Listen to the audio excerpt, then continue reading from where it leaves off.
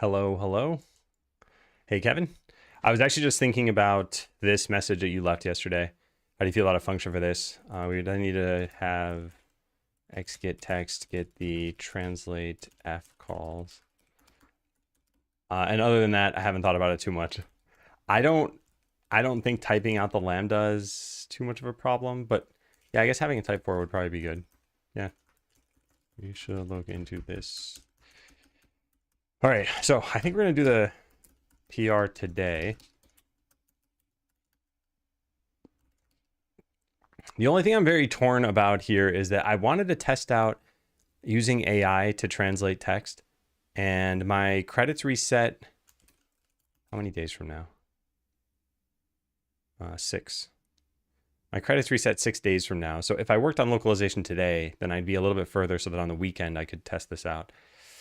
But I don't really want to be doing localization all day again on stream. So I think we're going to tackle something else. I think this PR is a pretty good starting point. Are there any other PRs? I didn't look through my email yet. No, yeah, just this one. Okay. So I think we do that. And then afterward, I'm not totally sure what we do. Oh, the final cutscene could be good. Maybe work on that this afternoon. Although we need the graphics for that. No, maybe we don't do that then. This is done. Prune the demo. We already kind of did. Controller support. Yeah, so controller support and going through this to-do list. Yeah, I think just get through things on this to-do list. Try to get things into GitHub if I can't just tackle them now. I mean, I do not look at PRs that way. But yeah, let's take a look. So this is in the more localization branch right now. I think I should push this.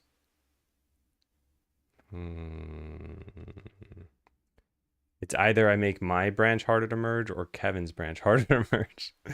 Maybe we just come back to this afterward. No, I should push this now. Is it already? Yeah, it's already on GitHub. Let's go take a look at it. More localization. How many commits are there? 20. And I'm guessing almost all of them are localization, except for I think there was one that was something else. Yeah, fix bug with key grinder. And limiting the demo. Other than that, yeah, it's all localization stuff. Okay, let's make a PR and merge this. I don't want to have to remember to go back to this branch. Hey again, Tamao. Why can't I click this? Okay, there it goes. What is going on? I can't click like anything here. It's just super slow for some reason. Okay, I typed on my keyboard. And I put it down there. Strange. I don't know why this is so laggy. There were a couple of pieces of non-localization work here. Fixing a bug with the key grinder and making sure you can't get more than 199 money/sludge in the demo. And mostly added stuff. Yeah, the only thing I'm thinking of is I modified... where is it? I modified where we talk about like WASD somewhere. Yeah, here. This turned into TR calls and I like restructured it a bit. And I'm guessing you probably changed something here. So like that might be a conflict now, but I'm not sure. All right, so we're going to merge this. And then we're going to go look through Kevin's stuff.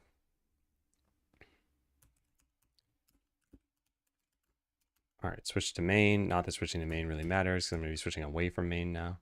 But 1184, GHPR, check out 1184. Okay. And then I'm going to reload the whole project because I don't trust that this thing is correct. Close all tabs. Reload. Okay. Hey, Mohit Kumar. Welcome in.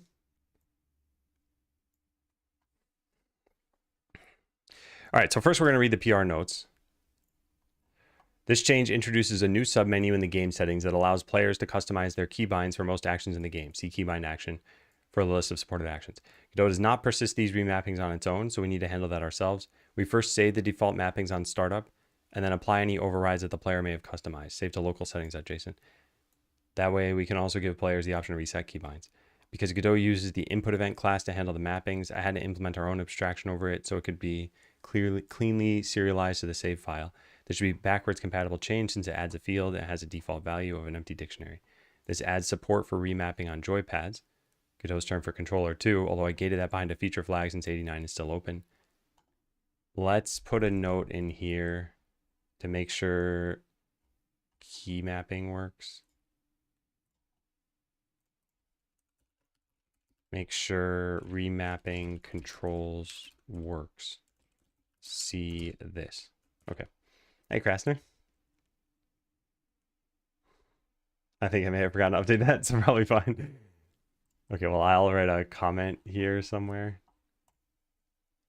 Maybe I'll write it here for now. He said he may have forgotten to update in-game menu .that. Okay. Let's keep reading through the rest of this. If you think we should discard that support, let me know. But it was easy enough to add, and we technically do have some mappings for controllers. Yeah, I think we should keep this for sure. Something else I did is work under the assumption that each action would have one keybind per device type. One for keyboard and mouse, one for joypad. Based on that, I removed the extra ones we had in the project settings. This means I have to customize the keybinds in your computer to get the usual ones, but should be a one-time setup. I wonder where we had multiple. I've already pulled, so I guess we'd have to look in the project settings over here. Because I think we had like F1 for some things. Where's Project Godot? There it is. Yeah, this should tell us. So zoom in had... Oh, key code 61. I guess this doesn't really help to look at like this. Yeah, maybe it was like scroll up and also the plus key, and now it's not. And camera left. Huh. I don't remember having multiple for that. I'm not sure what these are. We had an open perks, battle map and such. Yeah. Yeah, what I'm wondering, I'm guessing maybe what you did is you want to like render the one key map or like hotkey in the UI. So if we had multiple, you wouldn't know which to pick since they're stored in a dictionary. And probably also the dictionary is something like action to hotkey. That's my guess, instead of an action to like a list of hotkeys. But yeah, I don't think this is necessarily a problem. Yeah, I don't think so. So I think it should be fine. Hey, Xyletics, good day to you. Okay, it should be one-time setup. Feel free to change the defaults. Let me know what you think about the implementation. I realize it's perhaps a bit too much, but I was having trouble coming up with the best structure to save the keybinds. I also had to do a handful of other changes in other places to support this, like adding a way to create icon buttons in code. Oh, interesting, because of this. Okay, so before we look at the code, I like trying out the feature. So let's go launch this.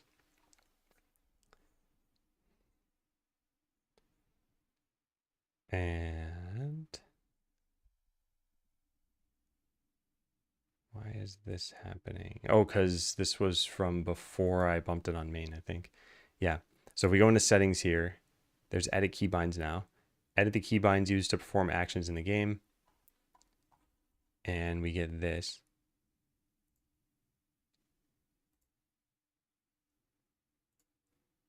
This remap input, I think would be nice if it showed in addition to this. I wonder if this is because it's using the dialogger, because it's a little strange when you just see remap input that you don't know what you're remapping it for. So I'll write this down too. When remapping input, it hides the settings menu. It would be nice if it still showed. When remapping input, it would be nice to see what you're remapping it for. E.g., press a key to map zoom in. Should be possible and pretty easy to show both. Okay, yeah. All right, so let's try this with something. Let's pick battle map. Let's set this to P. Oh, you can just keep typing here? Interesting.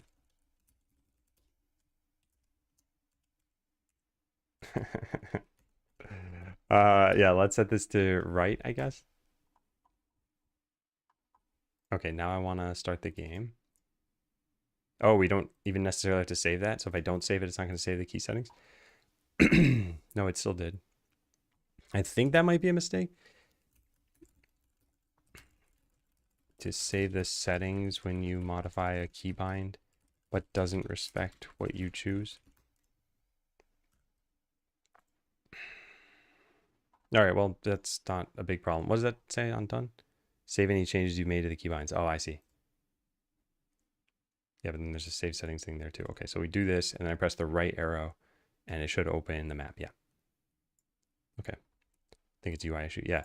Let me try this now. So what happens if we have two things mapped to right? Oh, interesting. It's activating the shortcut while you're in this menu.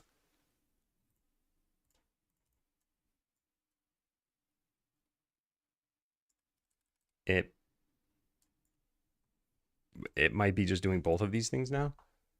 I'm not totally sure. So we have no like duplication detection, map multiple things to same key. And then while you're choosing a key, it still activates the current function assigned to that key in the background. If you have battle map assigned to B and you're modifying the hotkey for camera right while in the game, and you try setting it to B, you'll open the battle map. Never forget the mark the event is handled. Possibly, yeah. So let's set this to, how would I test this? I guess this way. And then there's no way to unset this. We could reset it, but you can't unset it. Okay, so that's, and if I click outside of here, what happens? I guess it saves no matter what. Yeah, it saves no matter what. So also done says that it will save the settings, but clicking in the background saves it immediately anyway. Presumably it's saved as soon as you customize the hotkeys. This stuff doesn't matter too much. Like, I'm okay with done just not having a tooltip.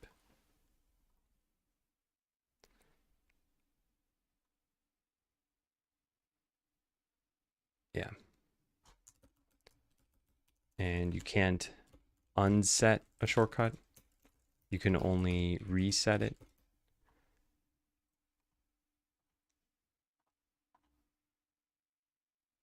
I have my Switch Pro controller now. I got it back from my friend. So I could go get it and plug this in and try this out here. But actually this is, no, it's got to be a thing on a controller. Yeah. All right, so what if I change this to Q and then hit cancel? Okay, so that works. And what if I do Q and click in the background? Yeah, that's the same as cancel.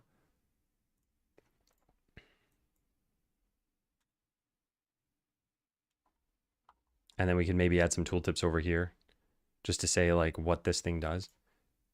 And then we've gotten rid of the shortcuts thing now because it's all in edit keybinds. I think that's fine. It'd be nice if the UI could shrink vertically just a bit. And it would be nice to have tooltips on the descriptions for the actions. Those are easy to do. It's in the in-games. Oh, right. Yeah, there. Okay.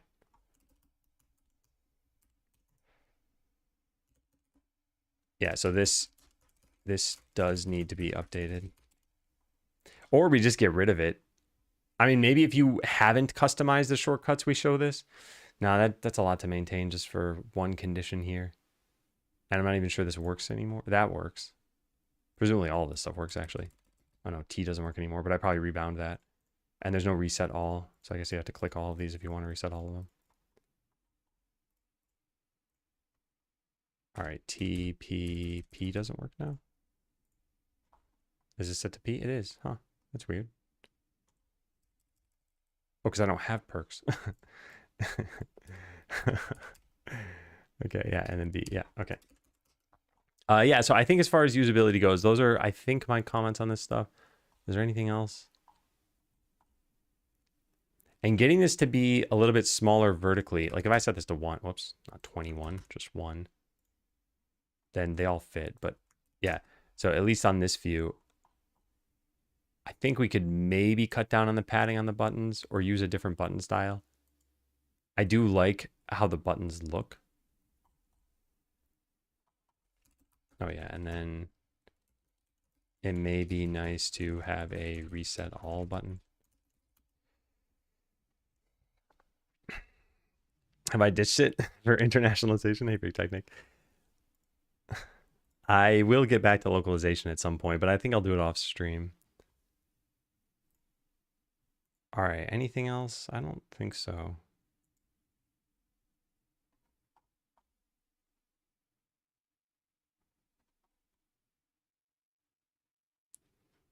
Yeah, so something like panel. Oh, I think this is an old bug. Yeah, I think it's an old bug. It is very menial work. Especially for the nondescript ones like panel. All right, so now let's look at the code.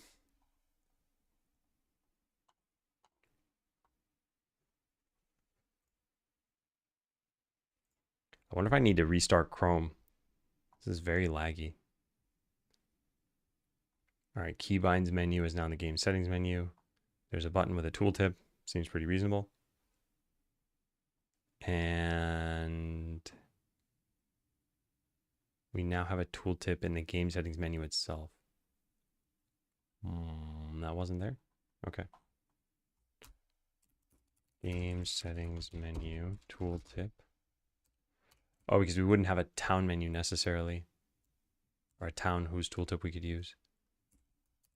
Well, where is that used? Tooltip, parent. Oh. Extra resource. Okay, let's look at this. They want to provide our own names. At least for some of the key codes. KP add seems a bit weird to me. Yeah, there are some comments you left in the code, and I didn't look at those comments just yet.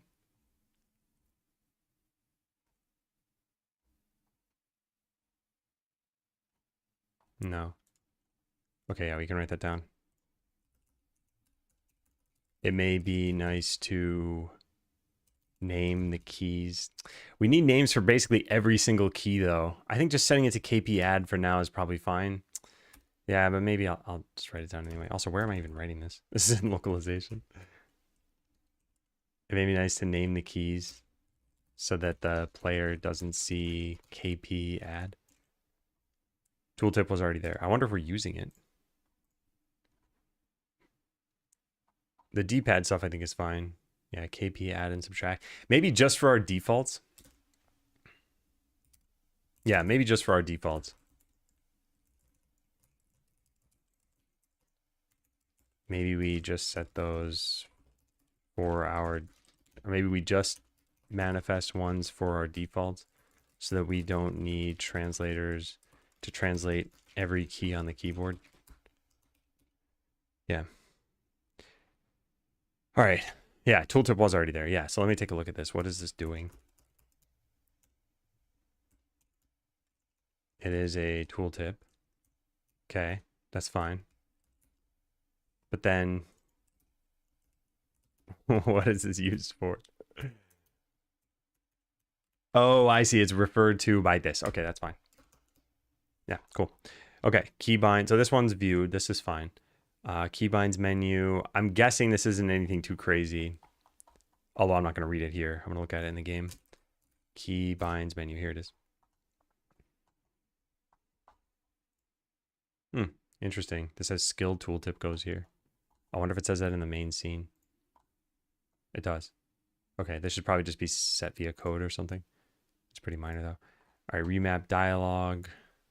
We have background, scroll container, panel, margin, a VBox container in there, a label, a VBox container of a grid container. Okay. And then a VBox container of done. This part's not needed, this VBox container. Yeah, we can just put the done button right there and then delete this. I think, unless there's something else going on here that I'm not aware of, but I think that should be fine. Maybe there used to be an OK and a cancel button in that. Yeah. I don't know if it still spanned the whole length of this. I think it did though. Yeah, I think I originally had 2 buttons. Yeah. Okay, so this is a very minor change. Right, so discard. All right, so I'm not going to look through every little piece of this. This is fine. We're going to mark that as viewed.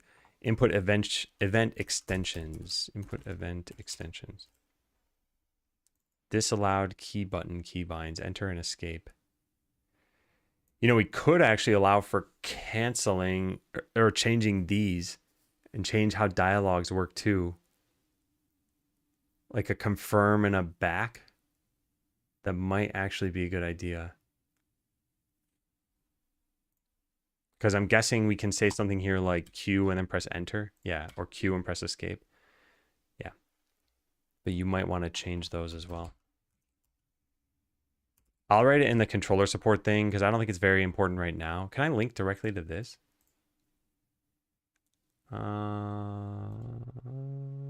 I'll just type this in. All right, where's controller support? 89.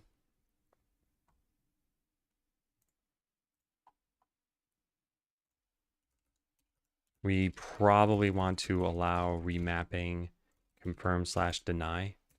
On keyboard, they're set to enter and escape, and the remapper explicitly prevents changing them. See that. Maybe I should copy this too.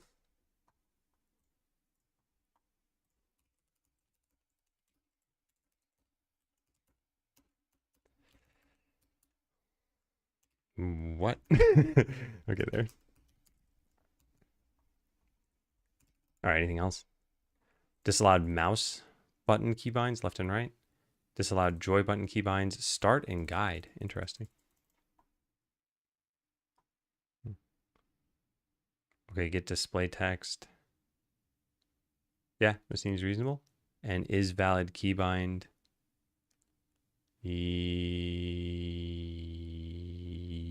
No, this is not right. This should be a not. Yeah. Huh. Okay. Yeah, I mean, I have no way of testing this right now because I don't have the controller, but yeah. Okay, cool. So that file is now done. Oh, wait, no. There was a comment there, wasn't there? There may be other keys that shouldn't be used, but these ones, yeah, that's fine. Okay. That's fine too. All right, so we've gotten through 4 of 21 files. Not too bad. How's your feel shifting from normal keyboard to corn keyboard? It's not too bad. If you mean like on a daily basis, well, I don't do it on a daily basis, I guess. But if I'm ever gaming, I use a normal QWERTY keyboard, like normal by pretty much what everyone would think of when they think of a keyboard for gaming. And then my laptop has, yeah, like a normal QWERTY keyboard as well. And when I switch to these things, there's a tiny bit of adjustment in the... It sometimes comes from when I'm pressing hotkeys. So when I'm typing, everything is just totally fine. When I'm pressing hotkeys, every once in a while, like my F key is here. So let's say F is full screen in some app. Even on a QWERTY keyboard, I'll type this, but it's now going to be the E key.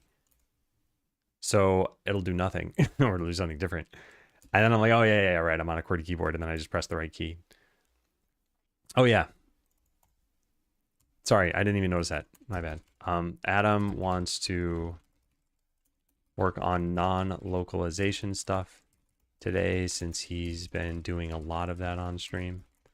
The plan is to merge, or well, like work on a PR that Kevin had submitted for remapping key bindings. And then take inventory of the to-do list.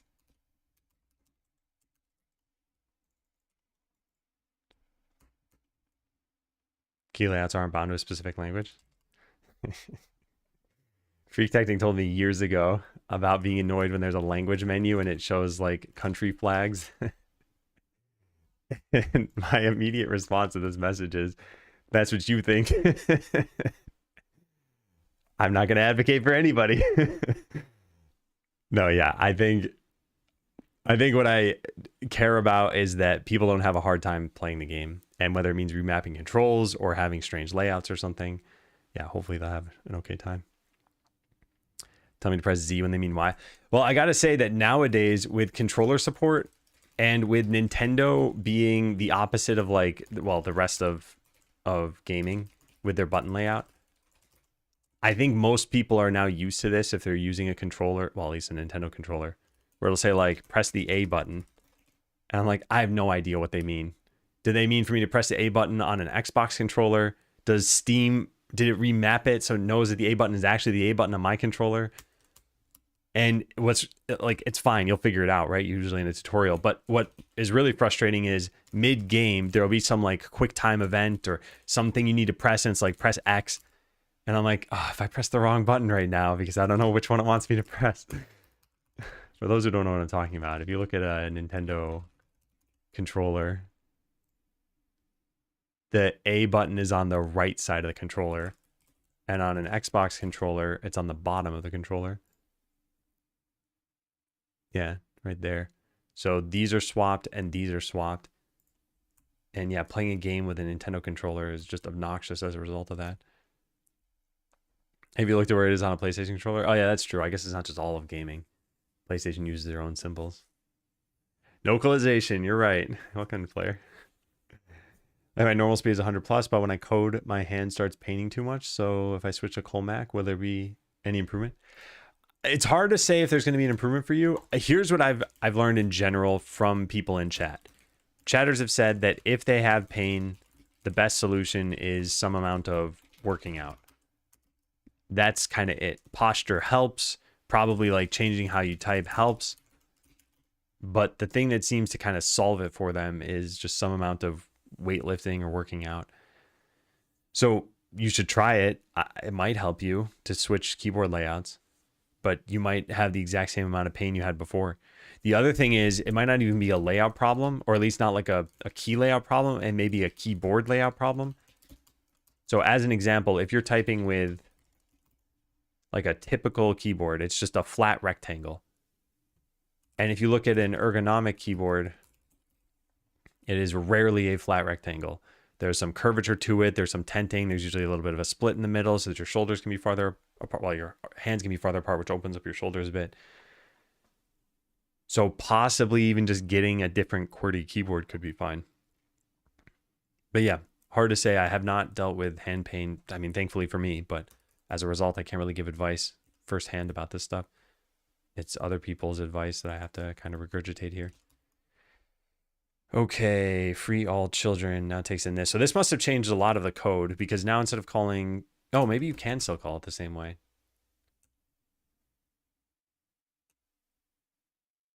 No, like, can't this be changed to choices container dot free all free children?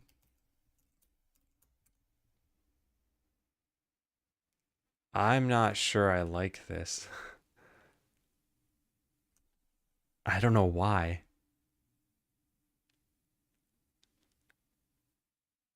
We do this for all of our other extensions. I guess for Godot nodes, we just... Do we have any other node extension? Add child at index, call next frame, call next nth frame. Do we do this way? Yeah, we do. Had an in-person work event today. It was the most miserable day of my year for sure. Not gonna whine about it anymore, but I'll leave you with this gem from my boss's boss, who found out I was making a video game without AI. Really? Without AI? You've done it 6 months with AI. Don't know if I've ever been so disrespected in my whole life. Well, wait until now. You could have done it in 3 months with AI. Bing, bing, bing, bing, bing. You could have done it in 1.5 months with double AI. Unwatched, unfollowed, unsubscribed, Unscelled, uncellared. Up to you there. Yeah, I don't know. I don't really mind either way. I guess you're using this new structure though in something. So if I search for free children, we'll eventually find it being called on a node. Yeah, right here. If we're gonna do this here, I feel like we should do this everywhere. It's not very important, but I'll write that down. So clean up, call free children directly on a node for consistency. Like, where'd that go? This one.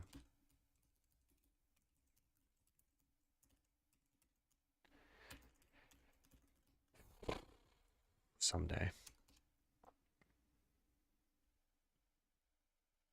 Hey, voice of Grok. Not sure if this would work for others, but I was able to get rid of my hand and wrist soreness by consistently using an adjustable grip strength trainer before typing each day. Yeah, again, this is kind of the thing I've heard for so many people. Not necessarily this specific thing of using one of those grip strength trainers, but doing some kind of exercise. It feels like that's the solution for most people. And now I have enough data points where I can say it's probably not a coincidence. So it probably is a good idea.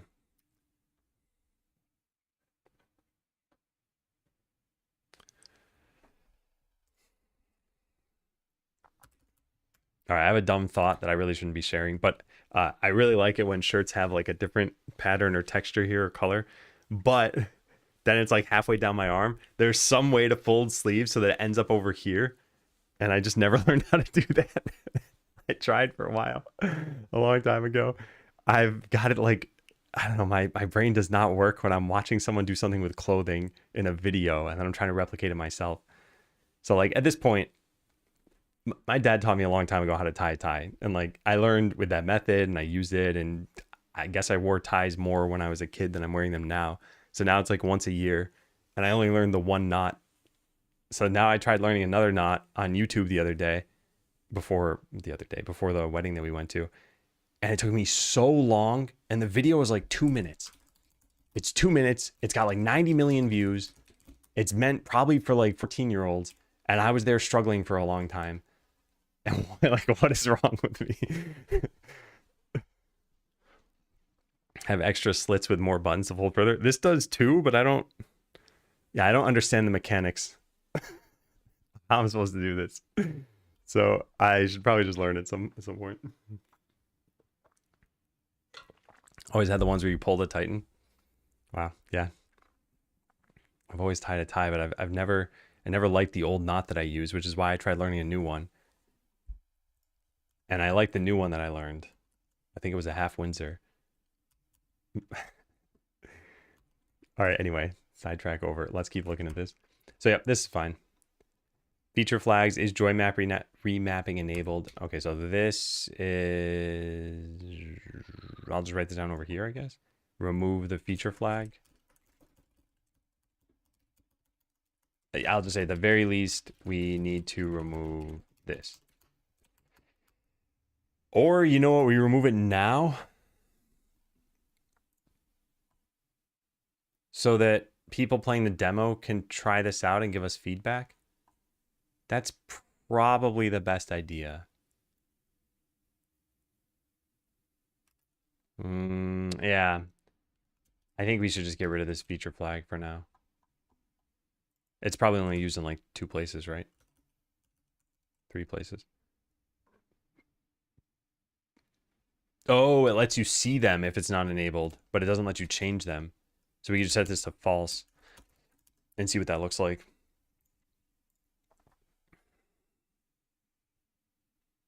Well, wait, no, a column went away. Hold on a second. This doesn't make any sense.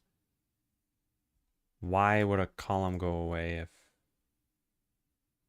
Oh, controller remapping. Oh, joypad. Okay. I just read is remapping and I stopped paying attention. Yeah, I think it's fine. Yeah, so I'll leave that the way it is, and this is good. Cool. All right, local save data. What is this thing? Hey, fix it. Welcome in. Thanks for the raid. How'd today go? Yeah. And welcome in, everyone. We are working on a PR right now for remapping controller inputs. So you can press a key on the keyboard, like U, and hit confirm, and now zoom in is U. I mean, this is pretty much what you'd expect from remapping in pretty much any application. So yeah, Kevin produced the code for this. I'm reviewing it right now. And this is all for the sake of Skeleseller, this game that you see. So yeah, howdy, welcome in. Let me know if you have any questions. And thanks for the raid. Depend on certain things being available. Yep. Okay, so where do we leave off of this? So yeah, I want to see what this is. JSON object creation handling. Is this added here? Or did we have this already? Huh, that's strange. Oh, because it's got attribute in it, right? No, this must be new. Well, it must be new for us, but it looks like it was built into C#. Creation handling.populate. What does that mean? Attempt to populate any instances already found on a deserialized field or property. Okay. Hey, Marchie. Welcome in. Yeah, the game is playable on Steam right now as a demo. The demo's been out for a while. I think we launched it, in February, but it's been getting pretty consistent updates since then. And the next update is going to slash it into like a quarter of what it currently is. Because it's about 2 hours long right now, and I just don't want to give away that much of a demo. So if you're interested in playing more than you should be able to play, then try the demo soon. Because as soon as we fix the artwork for the current version, I'm going to push a new demo. It'll still be fun. It'll just be less time.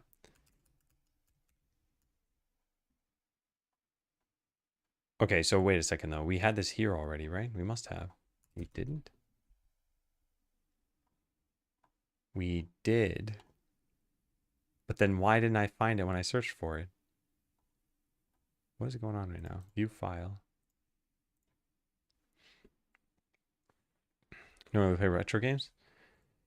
Yeah. Just to be clear, though, if you install it, you'd have to set it to not update itself, because probably in the next 3 weeks, I'm going to, like I said, cut it into about a quarter of what it is. Or, I mean, you could just play the new demo too. It'll be like 20, 30 minutes maybe. Yeah, so this is already here, and we already had this set to populate. So what am I looking at then? We just added this in one other place. Oh, and I just thought these were both the new thing. I'm not paying attention. I think that's my problem right now. Yeah, okay. I think it's reasonable. So now what is this code down here? Line 86. This is cloning. Get all the keybind overrides. Okay. Action, keybind mapping. This is 126. I want to go look at that. This is in the hash as well. Okay. Yeah, so I guess I'm saying this for everybody, but I'm going to submit this back to Kevin with some of these notes. And like this stuff might have to change. What this is doing is it's figuring out a hash of whether or not you changed any settings.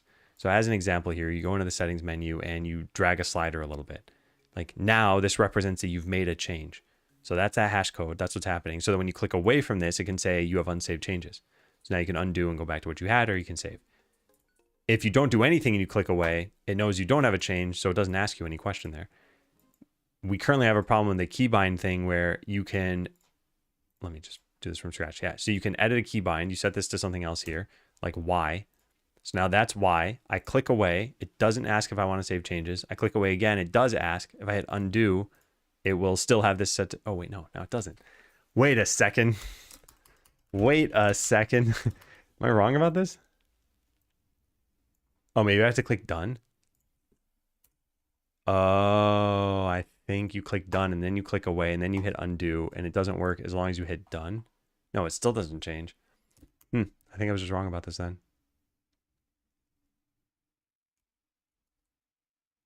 Huh. Done says it'll save the settings, but there's no way not to save them. So we should remove the tooltip.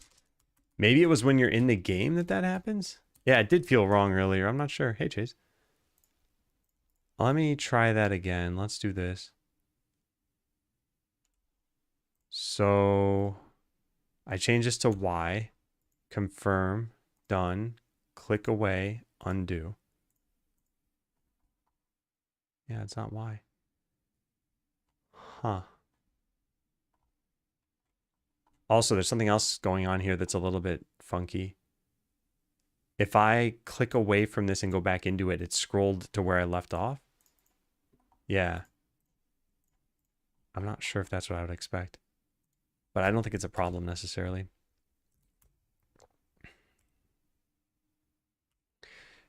Okay, well, I don't know if there's a bug there, but yeah, this is looking fine. Local settings saver.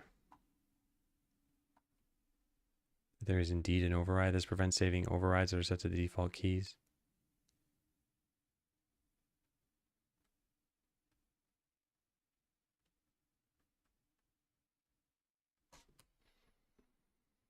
Yeah, sure. Okay. I think that's good. I didn't actually look at the local settings thing. I should go do that. Keybind overrides. Here it is. You know, there's something else I need to do here. Godot keyboard remapping. I want to look at the documentation that they have for this. Huh, that's strange. Hey, Foolbox, how you doing? Actually, I already know how Foolbox is doing. I was in a stream earlier today. How's the alcoholism going? And hey, DB9. So, yeah, I'm surprised you hadn't heard of this, but yeah, alt is pretty much equal to like an alternative character. And I definitely suffered from this alcoholism in Smash. And in WoW, it's like I'd play against somebody and then I'd be like, man, what they were doing looked really cool. I want to go play that character. And then they'd like, whatever, someone would beat me with my old character. And I'd be like, man, my original character was really cool. I want to go back to that character and try out different play styles. And it's much harder in RPGs because there's some amount of like raising up the character. And in other games, it's just like, well, your skill can get you there faster, maybe. Yeah. Anyway, Scope Creep is looking like it's coming right along. It's nice to see. I think I have that one to play Oxygen Not Included. Yeah. I always envied the people who don't have it, who are just like, this is the character I'm playing. I'm not going to play anybody else. I'm going to be happy with my choice. Different kind of alcoholism. More excited about a new run than my actual run. Huh. Interesting. Yeah, I guess sometimes I am kind of thinking ahead of the next thing. Oh, thank you, Anonymous, for gifting that sub. I wonder if this is the same anonymous gifter who gifted a sub in your stream, Foolbox. We might never know unless they reveal themselves, and then we wouldn't know that they're the proper person revealing themselves. We need receipts, people. Yeah, so I want to look up what Godot does for this stuff. Note to self, I want to see what Godot suggests for this stuff, just to make sure I'm on the same page. Because I didn't think about how I would do this myself. I always choose a sneaky sniper type in every game where it's possible. No imagination whatsoever. Hey, everyone's got a thing that they like, right? And hi, Chaos. Yeah, I tend to... The only thing I steer away from melee if there's like ranged or magic or something in games. But even that's not really true. I've been playing the finals a lot, and I think my like go-to pick is the dual blades, which is melee. And it's just not like me to do that. But I don't know if I like that or a grenade launcher better in that particular game. They're both fun. Sneaky sniper in Skyrim. I don't remember what I tried in Skyrim. I remember not liking Skyrim my first time through, and then only moderately liking it the second time through. I never liked Skyrim. Just like full stop liked it.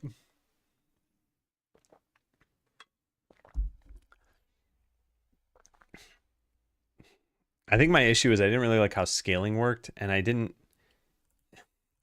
I'm trying to remember back because Skyrim came out a long time ago now.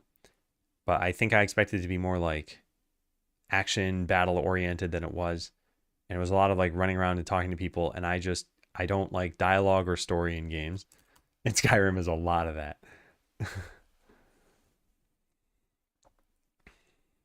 Just couldn't be bothered at the time. And you've played it since? All right, Godot, keyboard remapping, rebind controls, changing controls in game. This is an archive thing. I want to see if they have documentation about this. Custom GUI controls? No. Huh. Interesting. All right, let's just search for input.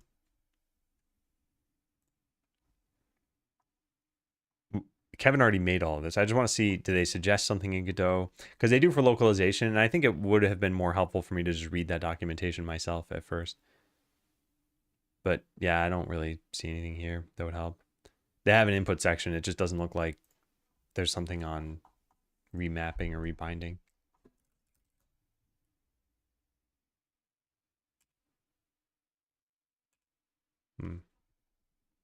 Okay, well, that's fine. Look at input map. Hey, who cares? Couldn't get an Expedition 33 because of that. Oh, man. Do you like spending hours exploiting alchemy, though? I don't know what that's supposed to mean.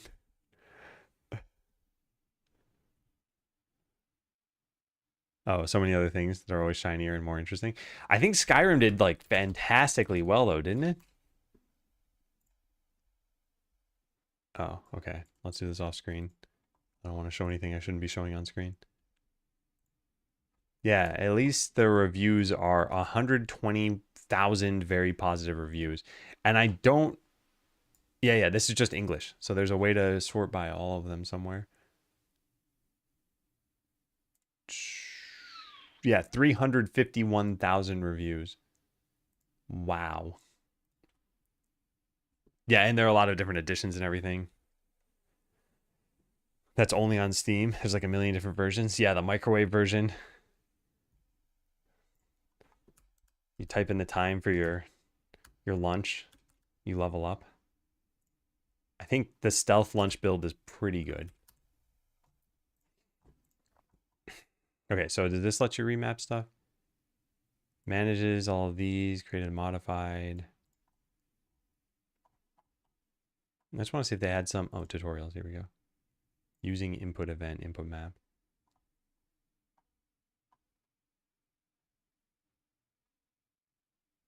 Customizing remapping input from code is often desired if your whole workflow depends on actions. This is ideal for reassigning or creating different actions at runtime. It's not saved, must be modified manually, and its state is run from the project settings. Any dynamic system of this type needs to store settings. Okay, yeah. Yeah, it seems pretty reasonable. And that's it. They have one paragraph on this. Must have been my imagination. Have you seen Joel Haver on YouTube Poolbox?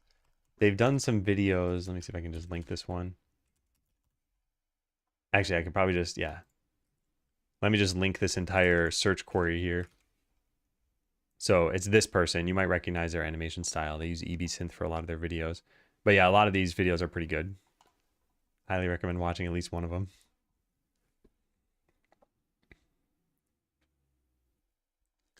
Okay.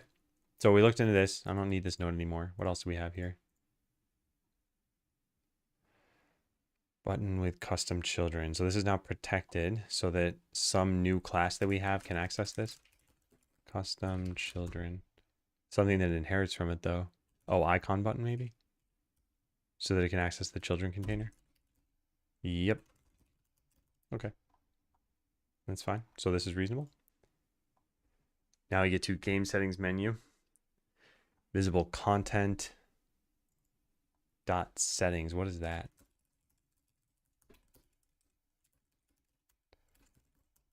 Yeah, I think Joel is a great creator. You know, I feel kind of bad. He did, it was last year. Yeah, last year he made 12 feature-length films on his YouTube channel. And it took a ton out of him. It was a ton of effort. And it's just, it's a little bit sad looking through just view counts alone and seeing that it's just not what his audience wants. or at least not what the general YouTube audience wants. I even only watch like one of them, and I generally like his content. And I always kind of feel as myself. I think of myself as a creator. Sometimes content is there, but sometimes it's games. Sometimes it's like writings that I do. And I always think there's something you want to make, and then there's something the world wants to consume. And sometimes there's an overlap. If these are a Venn diagram, sometimes they just collapse into a single circle. But sometimes it's a very thin slice, or maybe they're disparate completely. I think he's doing what he likes, which I envy a little. Yeah, yeah. I just, I kind of think, imagine if you're, you make it to like super success or super fame. Like take some Hollywood actor and now have them perform in a local community theater. They might love doing it, but I think you're sort of tainted by the feedback loop you used to have. And it's hard to separate that sort of like fame and wealth from success. And well, from happiness, maybe not from success, although kind of. So how do you separate these sometimes when it's what society values and it's what, YouTube as a platform values? Super difficult to find, especially in today's saturated market. Yeah, and YouTube, I mean, I don't think many people go to YouTube to say, I'm going to go watch a 50-minute long video. I'd say the average person on YouTube is probably consuming like a 20-second long video because shorts got so popular. So yeah, it's just not the kind of thing where you're like, oh, time to watch a feature-length film. I'll go to YouTube. It's like, I'll open Netflix or something for that. Difference between entertainment and art. Entertainment should chase what the audience wants. Art just wants to exist. Yeah, but I think most people have to make a practical call for like, I want to make art, but I need to make a living. So they steer their art more toward the entertainment side of the spectrum to compromise a bit. And how much you compromise depends on kind of how you want to live your life, I guess. H Bomber guy. Who was that? British YouTuber and Twitch streamer. Yeah, I don't know who this is.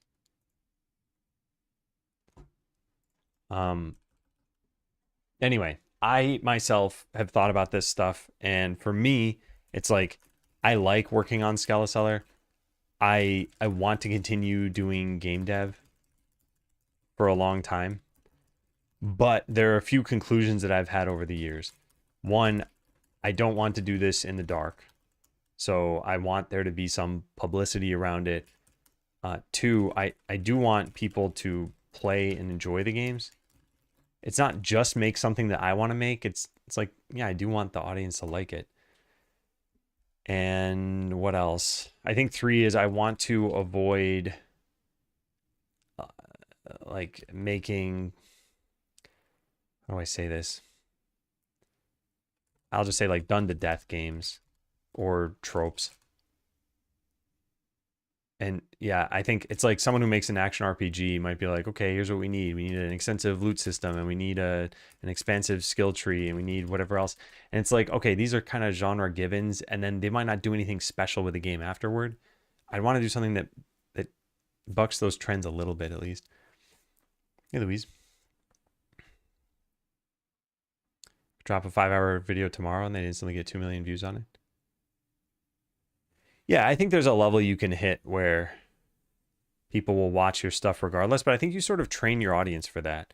It's like being a variety streamer on Twitch. If any random person plays game X and then they switch to game Y, they're probably going to see their viewership change from like 50 down to 21 or something like that. And that's just because people were there for game X. And then when you play this new thing, they're not there anymore for it. So you need to get your audience to be like, I'm here for the person, not for the game. So the game fades into the background, and that way your viewership stays the same. Yeah, did you quit GameX? Are you going to go back to that?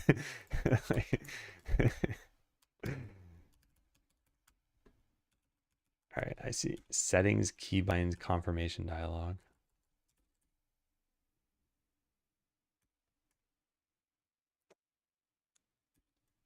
I wonder if we should use a state machine for this. Because this seems a little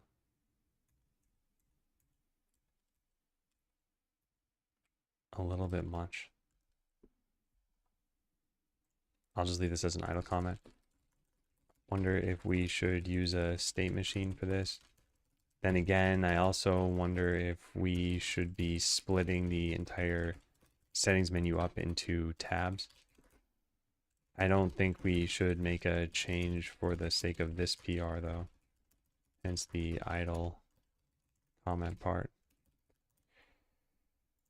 I gotta say to actually leave my review. Make sure to leave my review.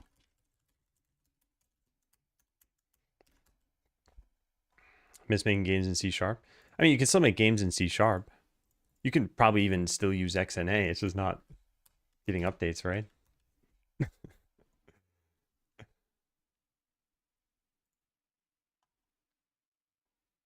All right, keybinds menu.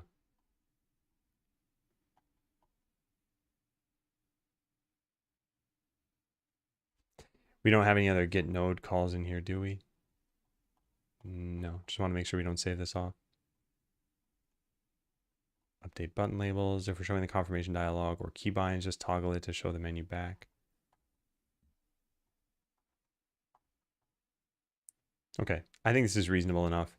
Like I said, there's that idle comment about maybe we should be restructuring some of this. Oh, no worries, fix it. Yeah. Plus, every once in a while, someone raids and they're just not even there.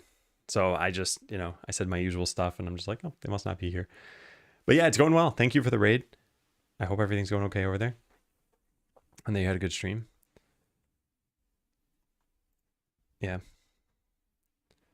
Sticking to GDScript because of my current projects. Yeah, I don't know. I'm using C# and Godot. And I like it. And you can mix GDScript and C#. This is fine. The only thing you can't do right now is do C# web exports with Godot. It's still in the pipeline. They're working on it, but it's not possible yet. So if it's important to you to be in like a web player on someone's browser, then yeah, you can't use C# right now. But if you're okay with them having to download the game, then it's totally fine. All right, so the keybinds menu is totally new. Let's just read through it in VS Code. However, there is, just one comment. Let's read that here. If this is not here, the syntax highlighting breaks for the whole file for me. That's strange. What version of C# is it? Where do I find that? In the solution file? Or the CSproj file? We're using .NET 8. But we could upgrade this at pretty much any point, I guess. Hey, Simon. Let me some mono game. Really looking forward to the new content builder project solution.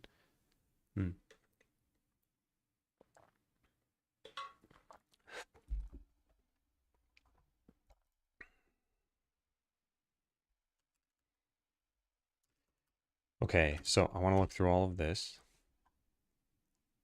Save, cancel. Yeah, okay, so remap input. We got to eventually translate these things. I'll write this down. Need to eventually localize at least this. I didn't see if any other strings needed to be localized. Yeah. Okay. Remap state. Struct. Action buttons, close, remap event. So mouse is here, but do we actually allow you to remap things to... Oh, we do. Oh, interesting. Huh. I wonder if that works. I mean, it must, right? So if I do this and then save. Whoa. Okay. Let's set those back to what they used to be. Oh, wait a second. We have it hard coded so that the scroll wheels always zoom in and zoom out. Interesting. Or we must have it hard coded. Otherwise, I don't know how that's operating because that's not KP add and subtract. Yeah, anyway. Can never get the hang of GDScript. I kind of want to give GDScript another shot. I'm just not sure there's a reason to at this point. Like, if I make an entire game in C# and Godot, shouldn't I just make every game afterward in C# just so I can keep reusing code? So in Scratch, I want something better. Is Godot a good next step? We tried making mods in Java first, but it was too big a jump, so we started Scratch instead. I think that Godot and GDScript is a good choice, especially if mods in Java didn't seem like a good choice. I think this would be good. And I would just say to start small and kind of start from scratch. And by this, I mean, like, make Pong, for example. It's a small game, and you don't really need there to be any existing artwork out there for this.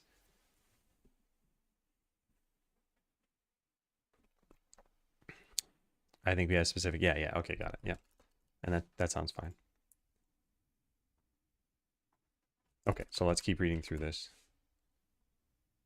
Allow the menu to function even though we'll pause the game while it's open. Sounds totally cool. Set a remap dialog. Get the done button. We never call get node outside of this function. Yeah. Close out invoke, populate action buttons, update button labels. Is this not part of populate action buttons? This is never called outside of this, but update button labels probably is called outside of this whenever you remap.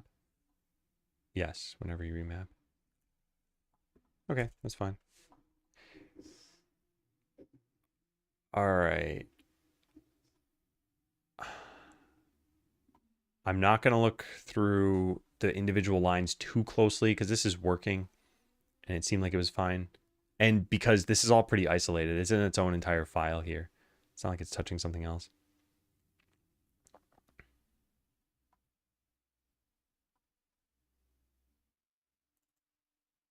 Set remap dialog visible false.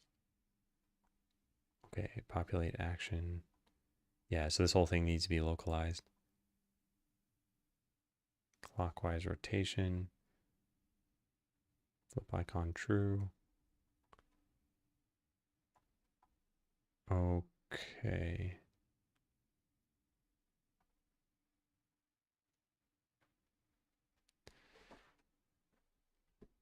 So there should be the input map here somewhere. Shouldn't something use an input map? Yeah, keybind manager. Okay. It's Aro. Yeah. All right, I think this is pretty reasonable. Oh, I'm curious about that blank line right after the pragma. Does that happen for me too? If I delete this, it doesn't mess up syntax highlighting for me.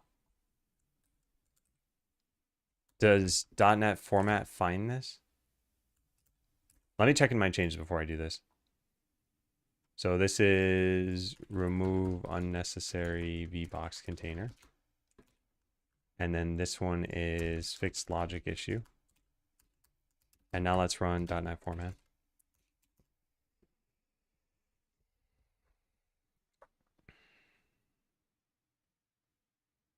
So Foolbox, do you have an idea for your game after scope creep? Are you already thinking about the next run? Oh, drat. As soon as I asked that question, it popped up with an ad's going to start in 50 seconds. So I should probably go take my break pretty soon. I just want to see if this fixes the blank space that we had. It didn't. Like to work on a roguelike? I see. When I add that suppression, it adds a blank line too. Interesting. Yeah, I don't know. Also, is this new? This must have been old. I might have fixed this myself in a different branch. Okay, so let's just do this. Where I left off is with the last unviewed file. So I'm going to go take my break now. I'll be back in just a little bit. Is it jump time? It's jump time.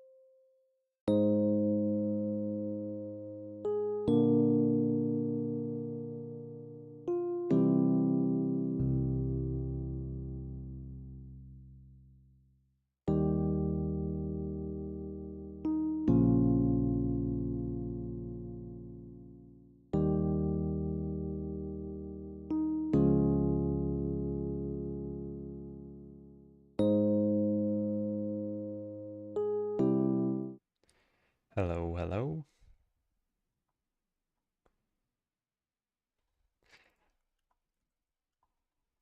Close the game. And hey Sick, and hey Molback, and hey Chef Alton. Yeah, roguelikes are big though, need a lot of content. Yeah, need a lot of content. And also, at this point, I feel like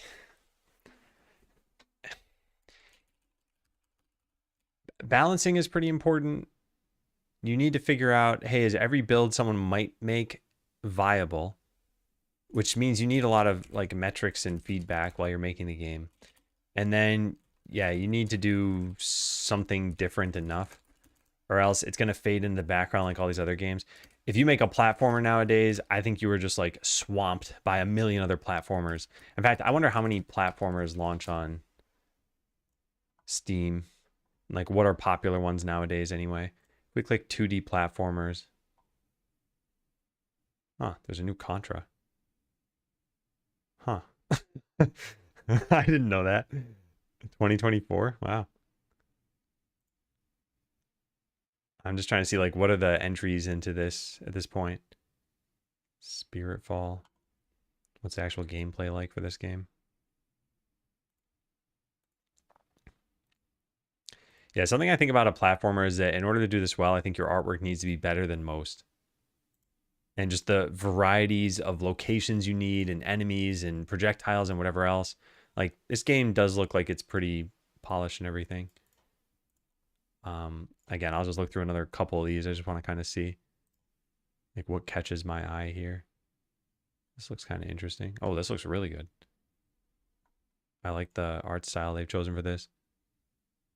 This is very cool looking. But yeah, is it fun? Do you play this and you're like, oh, okay, I'm jumping through a million platforms and I'm not actually doing anything interesting?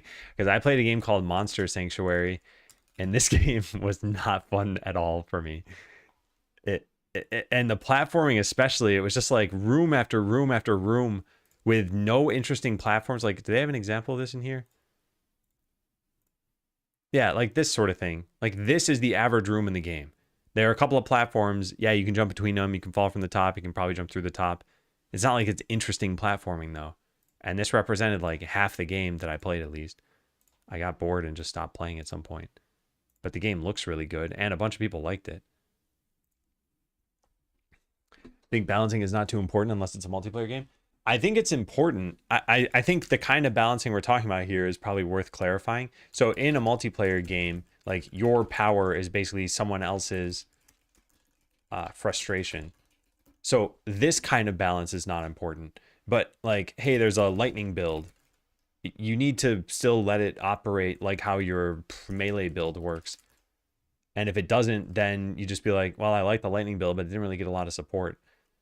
And I guess if you think about something like Slay the Spire, I think this is pretty apparent. Like there are cards that aren't maybe the best, but there's not a world.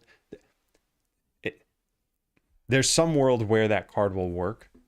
But if there weren't a world where that card works, then yeah, people would be annoyed and they'd be like, I want to use this card. It's just never a good choice for me. I'm kind of making a platformer. Don't discourage me. I'm not saying you can't make a platformer. I just think you really need to do a lot to get it to stand out on Steam. Whether or not you want it to stand out on Steam also may not be a given. Like you might be like, well, if I get 100 players, I'd be happy. Or if I make a couple sales, I'd be happy. Or I have some other built-in audience somewhere. I think saying people don't want a platform is wrong. I'm not, yeah. I hope I didn't actually say that because that's not how I feel, that people don't want a platform. I think people want a platformer. I just think you need to do fantastically well. Whereas if you make, there are other saturated genres too, like card games, but I don't think they're as saturated as platformers. I think part of the reason is that a lot of tutorial games are platformers. So people are like, oh, now that I've got the basics, let me just turn this into a full game. And my whole point was I think roguelikes are sort of getting to that point where like, oh, I made a game and it's decent, but now how do I get people to keep playing? Well, let's make it a roguelike game. And yeah, so we're seeing more and more roguelike games pop up, which just means you need to do more to stand out and to make it good. In single player games, there's a difficulty option, which makes balancing kind of meaningless. I think I'm probably not being clear enough here. Let's say you have some arbitrary single player RPG and you have a mage and you have a warrior and you have an archer. you might want to play through with multiple different classes. If you just say, okay, the mage, we're going to set their power equal to this. And then for the warrior, we're going to set their power equal to this.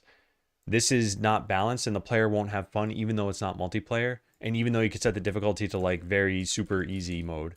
And for here, you could set it to normal or hard.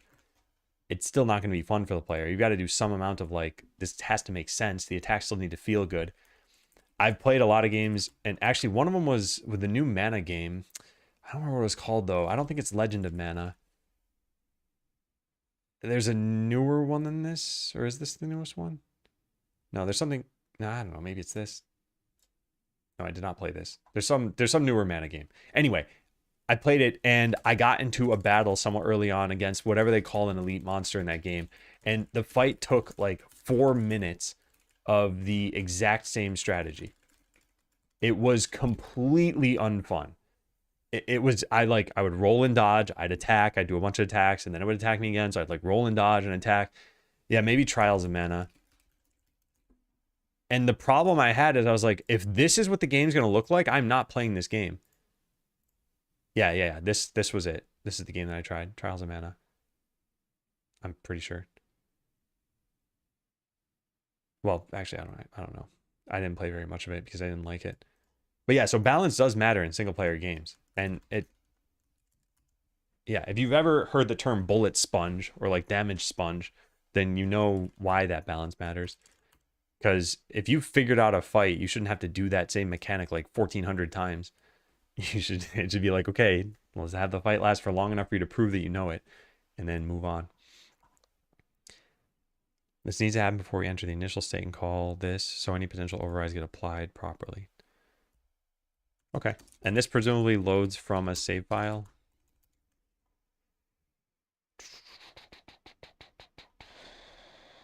Default mappings, get override.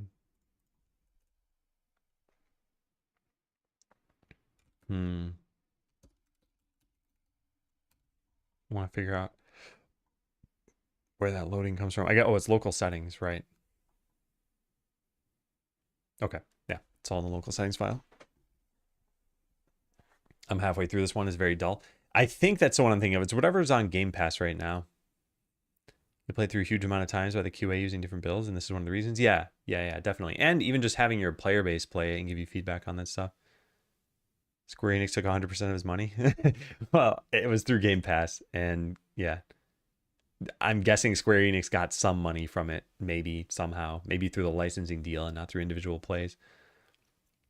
Are you playing any other games nowadays? What I'm playing now is the finals and a WoW server in particular.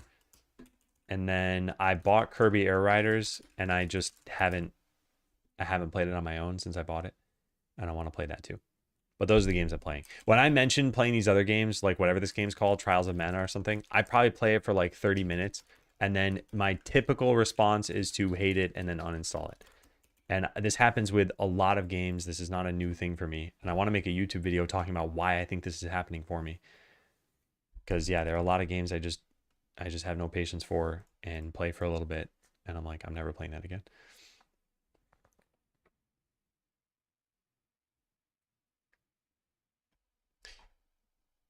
The problem with games balancing nowadays, they balance mage build compared to warrior build, but actually you should be balancing builds versus the challenge in the game. But for you to say this at all means the same thing I'm saying. Balance is important, even in single player games. You're still talking about they should be balancing this. It's not like it doesn't matter, and it's not like a difficulty setting is going to fix the problem for you. You need game balance. Like, you need it in pretty much every game you make. But it's especially important in games like roguelikes where you have many different builds. Heard Kirby's more like Smash than Mario Kart. Seems interesting. Yeah, I played the original Kirby Air Ride, and I really liked it. So I was pretty certain I was going to like this game, and I just haven't played it single player yet. Full game is only 30 minutes long. I mean, that might help. Hey, Happy Chappy. If you launch retro games, it happens less, that 30-minute thing. Oh, no, it definitely happens for me still. I got the Nintendo Switch 2, and it came with the online membership. So I'm like, okay, let me go check out the NES games they have, the Game Boy games that they have, the whatever else. And yeah, it's like less than 5 minutes for retro games for me. I have a bunch of reasons why I think this is happening for me. And I think one of the biggest ones is I want novelty out of games and I want a low learning curve. And then of course I want the game to be fun. But like these things are the things that games don't necessarily strive for and that old games couldn't have strived for by modern standards because it was new at the time and now it's no longer new. I don't think it's a very high priority. Not a problem if a build is too strong as long as it's not too weak. Yeah, but the it's not too weak part is what makes it high priority. And it does matter if a build is too strong if you're just stomping through a game. Have you ever played a game on like very easy mode and there's no difficulty and as a result it's not fun?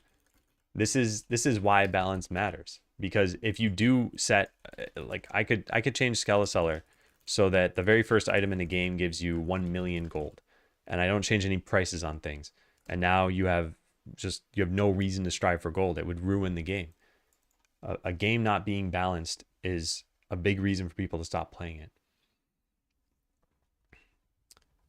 So yeah, I think you're maybe underestimating a little bit, and you're pretty much coming to the same conclusions, by the way. You've said, oh, you should balance against the challenges, not against the different builds, but like that means balance matters. Oh, a build being too weak, that means balance matters. A build being too strong, I think you probably have played a game before where you've said it's too easy and it's not fun as a result, but you're not thinking of that right now. But again, balance matters. Okay, so this is looking fine. So now icon button is something that we can create on the fly. And this ISTN script is just to get the path for it. Yeah. And I wonder what changes we had to make to do this. Icon path margin, flip icon. This is because when we create this, we need to save this off. Yeah, I wonder if we should change how we do this. You know, I almost wonder, like our general flow is add something to the scene and then call init on it. And something I didn't realize is that you can call get node on something even before it's in the scene tree. And I wonder if we should just use that in create here. I feel it's got to do with design choices today. I see so many game dev videos speaking about how to make successful choices for your game. I understand that sales are required, but there's an over focus on financial design over creative. I think this is a very difficult position to be in if you're a game dev because projects are generally pretty long. Like if you only had to spend 5 days making a full game, you would take a bunch of risks. You would try a bunch of different things out because in a given year you can pump out a bunch of games, a ton of them. But in general, I'd say probably the average time to make a game for most people is probably on the order of years.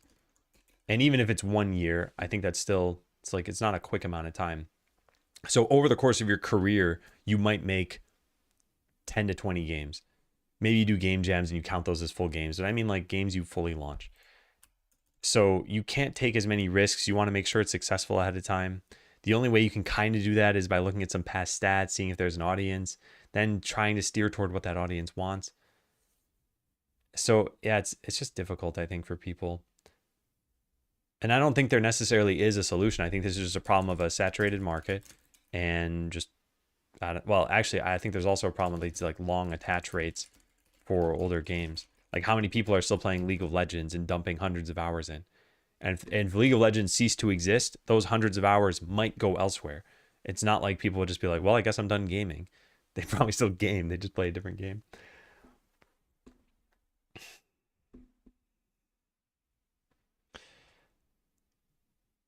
I just don't think balancing needs more than intuition, such as metrics and feedback.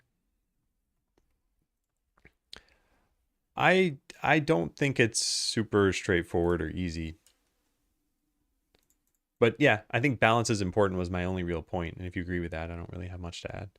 Hey, JD. All right, so the reason I was looking into this and talking about ready is because here we're saving off the icon path so that in ready we can load this, but we could actually just load it right from create and then we wouldn't have to save this off. And I think we can try that. Yeah, we could just set this here. And this is, no, this doesn't have to exist. Why can that be null? No, it's always defined.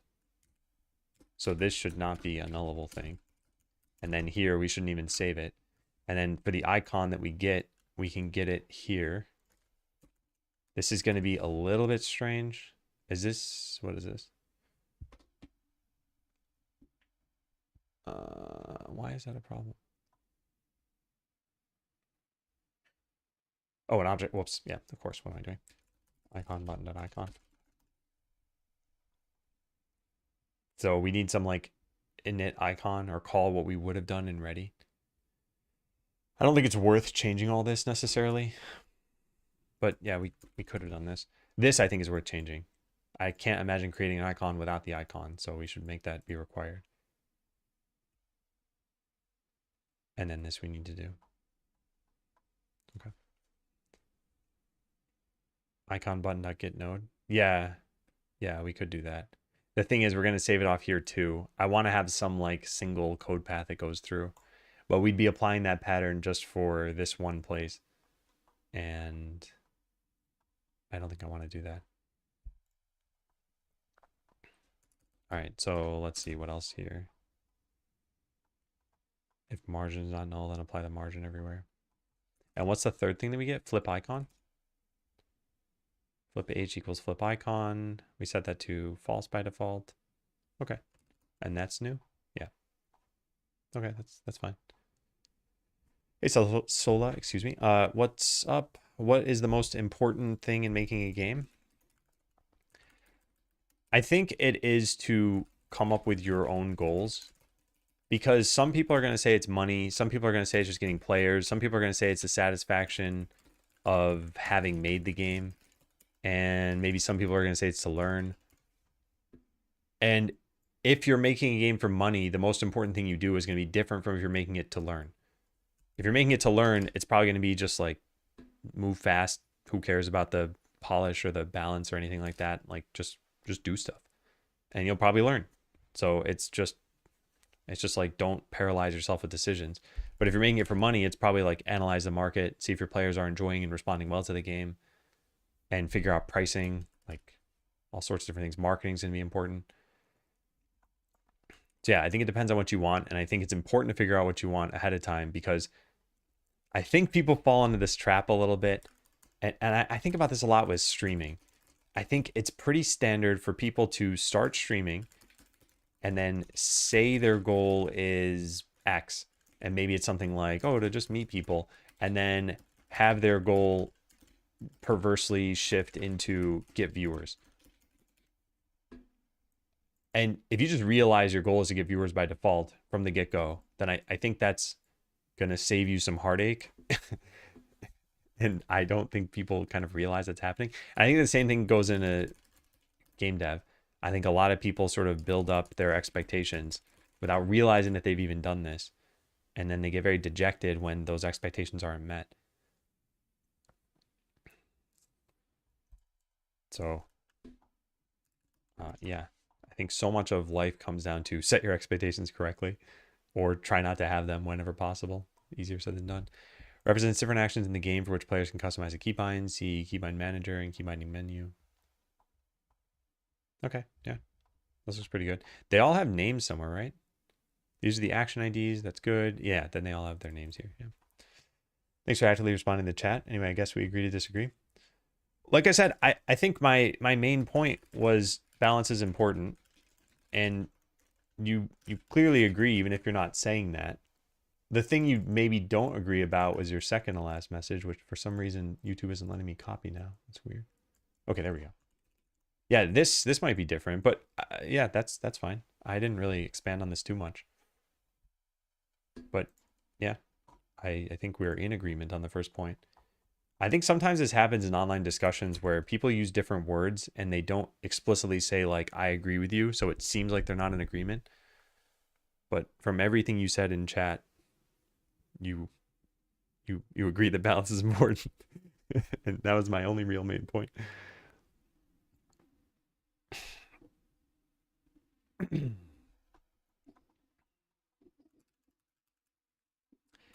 I think in general, by the way, I think the most important thing for most games is just the fun aspect.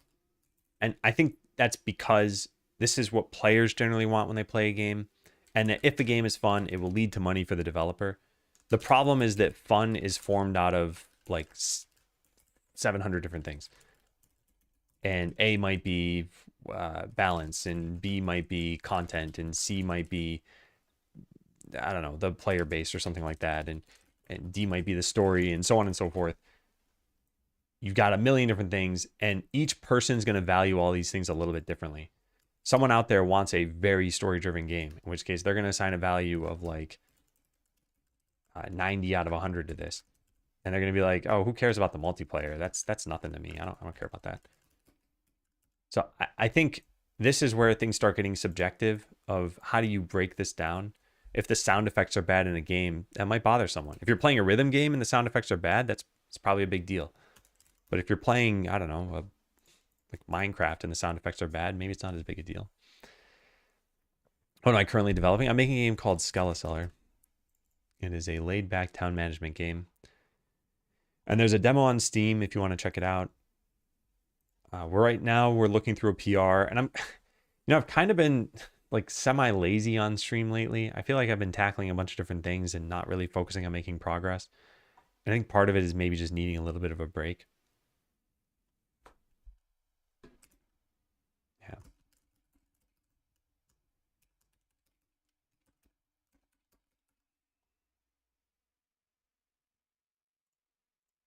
Yeah, some of this is going to need some tooltips, I think.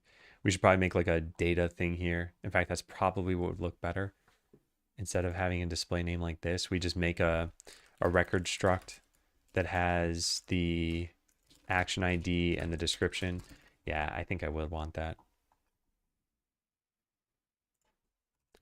I think it would make more sense to make a record struct or something like we did for most other data bundles in the game. Items, adventurers, etc. That way we can manifest the action ID and description at once.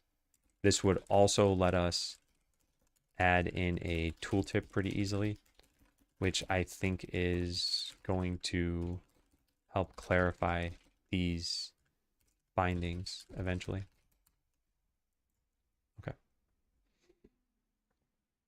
Okay. Sarah. Good thing the weekend's coming up. Yeah. I think I need it. I don't remember what happened last weekend that I feel like I didn't get to fully relax. Oh, my wife left. Not like separated left, but went on vacation, or well, to visit her family. And as a result, we had a bunch of things we had to do. Yeah. I think that's one of the things with game dev that's interesting. You as a dev are hunting what you find fun and putting it out in the world. Kind of like seeing if others find what you find fun is also fun. Yeah, I think my own take on this has changed over the years, though. And I think Botland was the turning point for me. I think that's where I realized product market fit is super important. And that means that asking your players what they want and kind of listening to their feedback, I think this is how you steer a game. So it's not like the internal nugget of the idea is what you found fun probably. But then as an example with your game Scope Creep, it's like you have this mega tree of a bunch of different things, and someone's going to pursue this tree going out this way, and someone's going to pursue it going out this way. And then someone's going to like max different nodes before they get to any other nodes in the tree. And you might not have considered that to be important to you as part of the fun, but given that player feedback, you will probably change things to make it more in line with what the general player base wants. And I think this does come down to the art versus entertainment talk that we had earlier. It's like there are people out there who make a game purely for what they think the game should be. They don't listen to player feedback. It's more art, and there just happens to be a business tacked onto it. Didn't mention it since I assume it's just the demo. When I played, I left it on during the night by mistake and had full money. When I woke up, got all the upgrades with no work. That's not just a demo thing. That's just the game. It's not truly an idle game. It's meant to be completed in about like 5 hours of active playtime.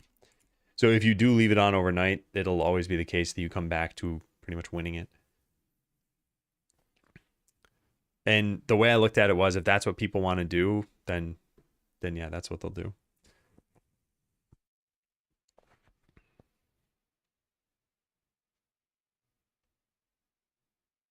Yeah, my wife left. Yeah, I know. No, she's just visiting her family right now. Yeah. Hey, Patrick. I want my fun to fit what people want too, but I want to bring it to a point where I don't like playing the game anymore. Yeah, and by the way, I don't think that would happen based on your own design parameters around this. As an example, with Skeleseller, if I were to just listen to the player base, we'd have equipment in the game, we'd have experience points, we'd have a prestige system. I don't want any of these things in the game. So what I'm trying to do is answer the question of how do I keep the game fun without doing those things? And how do I then, the other important problem is, how do I set player expectations correctly? Because I could see, I look at things probably like how if you're a big company, you look at things in terms of what are the potential headlines I might see for this. And a headline I might see, in this case, I'm thinking of it in terms of reviews. And the reviews that I could think of would be something like, this game doesn't even have experience points or something. And someone gets mad and they leave a thumbs down comment on this. And it's like, I need to make sure that it's clear to players, hey, this is why this doesn't have experience points, or here's what we have instead of that. So I think with your game, you will still have a nugget of what you want to do. And no matter how player feedback is presented to you, you will run it through your own filter of what did I plan for this game. So that when it comes to individual balancing of numbers, that you've got, I don't know, a perk that does X and people want to do X plus 1, that's not gonna drastically change your opinion of the game. Sort of like how someone's personality isn't different if they all of a sudden start, like, I don't know, changing one of their actions. Like they still think the same way, they still mostly act the same way. It's just like, oh hey, they're now doing one different thing. Enough different things, maybe their personality would be different, but it's a ship of Theseus problem. As an artist, you have to find a middle ground. Yeah. And hey, Luna. I just forgot to turn it off. Yeah, and in those cases, unfortunately, the game auto-saves, so there's no going back. You'd have to just restart the game. But the game is short enough where the way I look at it is, like, let's say you play for 1 hour and you've got 4 hours left and you leave it on overnight. Yeah, you'll probably ruin the last 4 hours for yourself, but you could just start a new game at that point.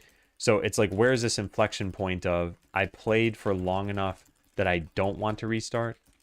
But even then, once you beat the regular game, you go from story mode into the new bone mode.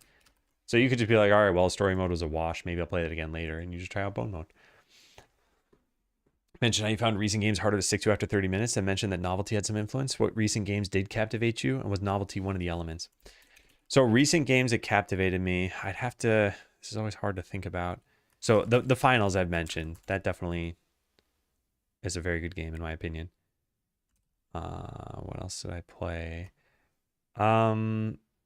Risk of Rain 2 isn't that recent at this point, but that was definitely up there. I'm trying to think, what else did I play that I was like, oh, I get this game. Slay the Spire. Okay, so here's my problem. I guess once I find a game that I like, I do sink a lot of time into it. So Slay the Spire is recent for me, at least, and I put probably more than 100 hours in now.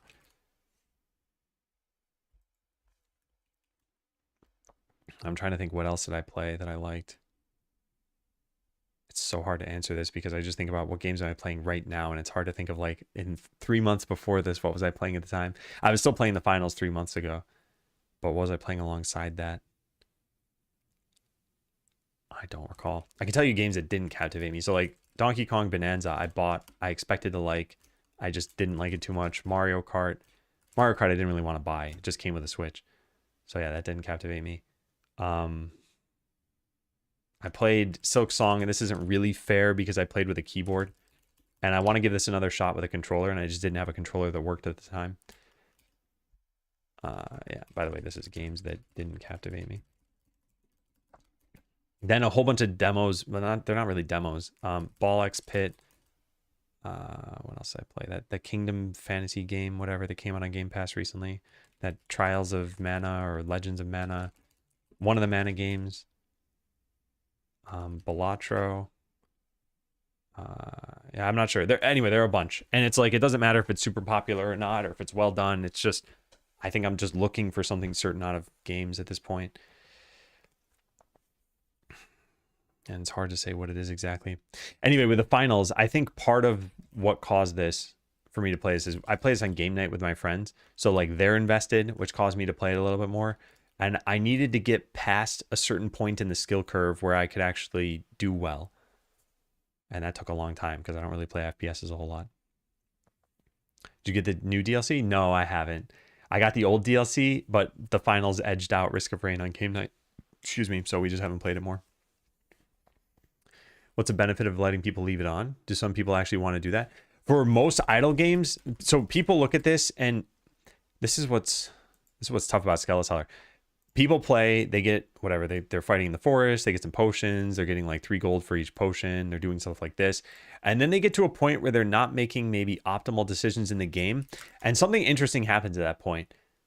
Players who like see the rate slow down assume that it's a game thing, not a play style thing.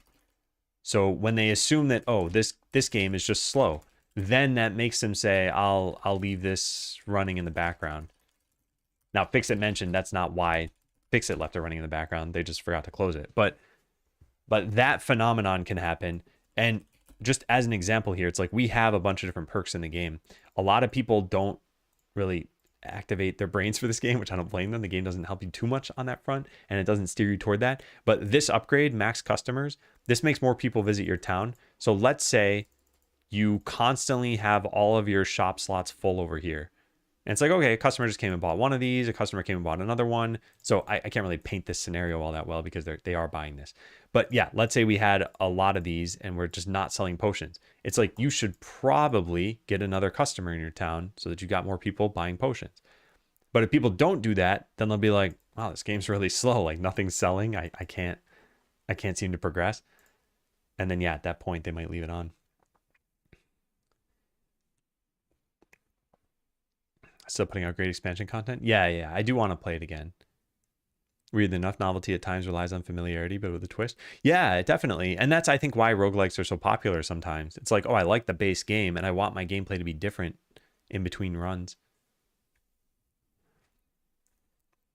I do plan on making that video at some point, and maybe in the next couple of weeks if I can. But yeah, I think novelty is part of it. I think also there are so many games that it means the best games are really good. So it's like, I think Slay the Spire is a fantastic card game. So now how do you beat Slay the Spire? Like Monster Train is a different card game and it's also pretty good, but it didn't captivate me because it was like Slay the Spire was so good that why should I play Monster Train if I can just play Slay the Spire? And it's like, well, maybe you ran out of content with Slay the Spire. And that was true for some time. But then Kevin told me about a mod that added like another couple 100 hours of content. Thought there'd be a limit to the time it'd run without any interaction. But if you decide not to add any limits, yeah. It was an intentional decision. And originally we had a concept of a money limit so that after each boss, you would cap out with the money you could get. And I just thought, why am I doing this? If people want to idle it, just let them idle it. Silk Song on keyboard is really rough, but even on controller requires a lot of patience. Yeah, and I might give it another shot. I played Hollow Knight for about 2 or 3 hours and did not like it. And I was playing that on controller. It just felt like such a boring game to me. And this is why I say, like, I don't think I'm the target audience for almost any game at this point. I think I just don't have the patience.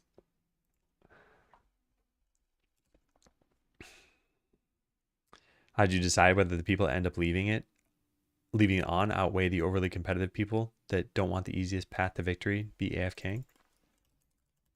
Hang on, let me parse this again.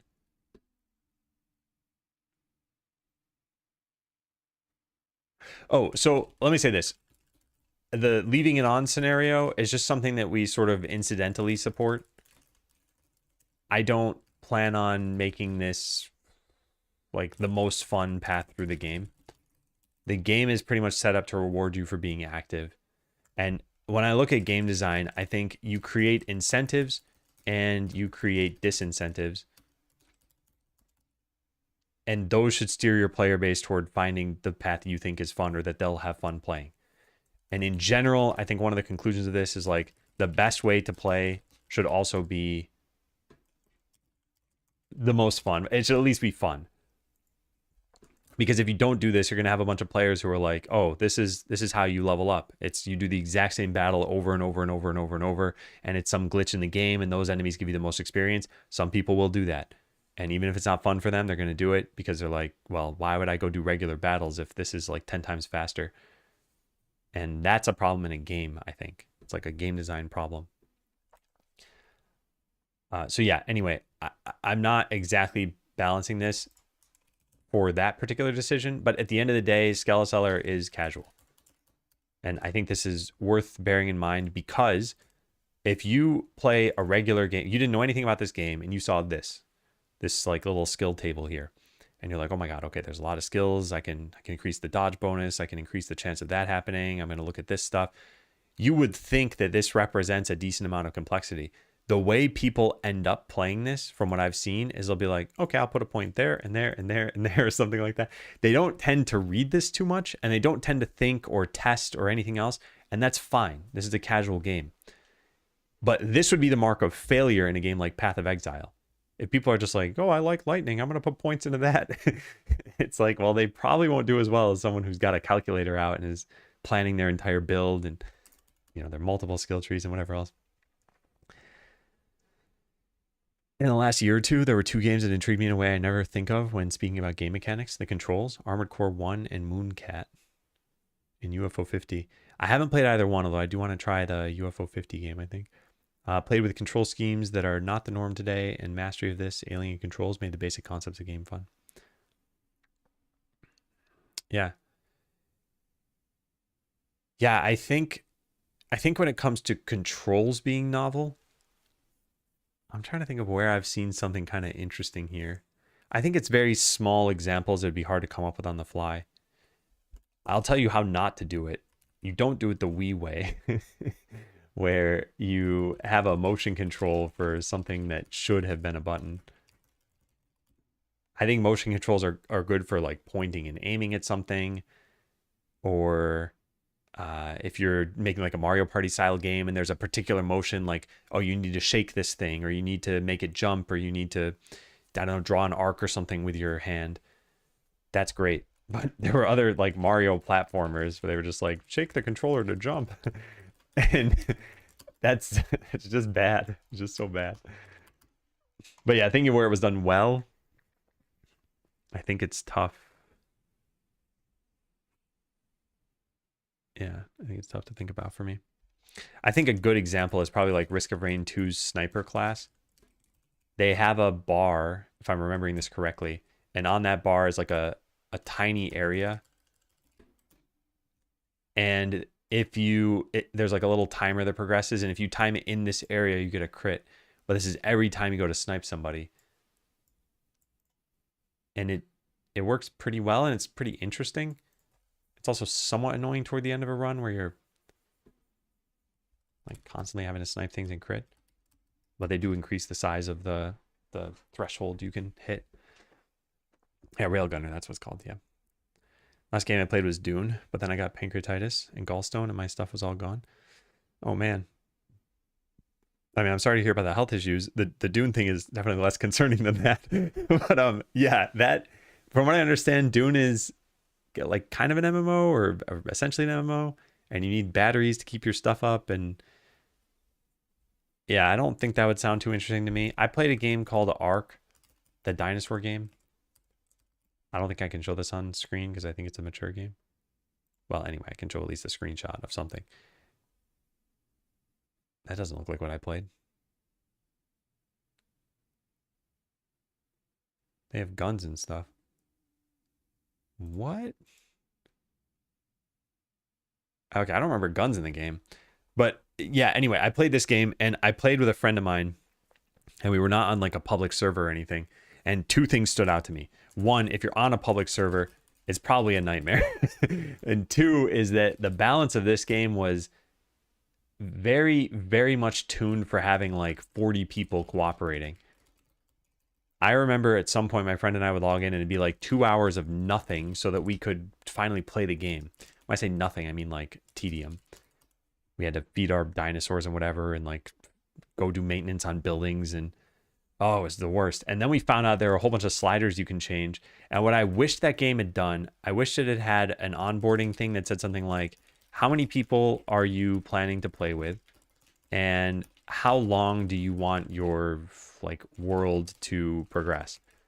And here I could have just said 2. And here we could have been like, let's play it by ear, but maybe a month or 2. Because otherwise, I think this is meant for tons of people across like years of time, so that you really feel like you earned whatever it is you got. But then we cranked the sliders up and it became a lot better.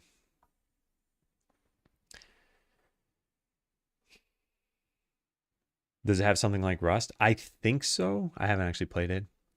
When you get attack speed upgrades, the start of the critical box moves left. Yeah. And that is a way to make it a little bit more amenable.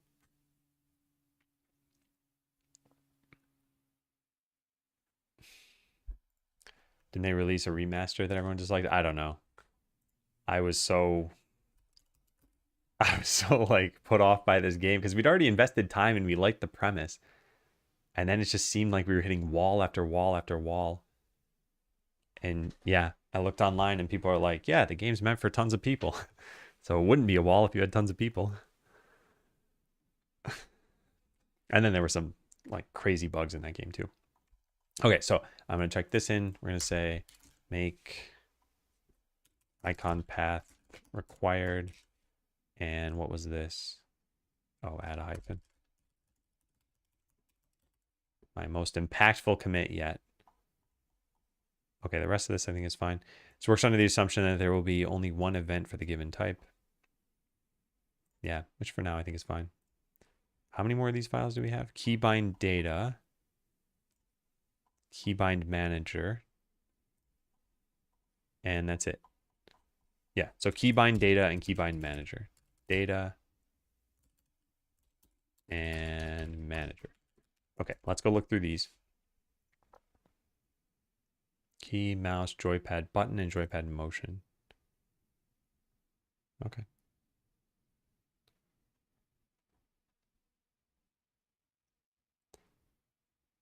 Controller command pressed. Oh, interesting. I didn't even think about that, I guess. Because we could press something like Command S. Did that lag as I did that? Did that cause an issue? No. Huh. Hey, Hepta.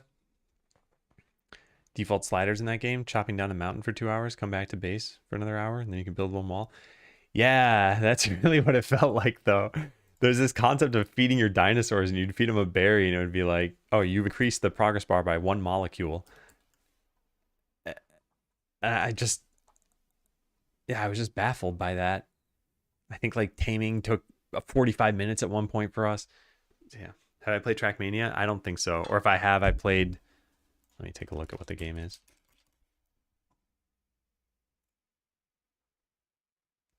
No, I have not played Trackmania.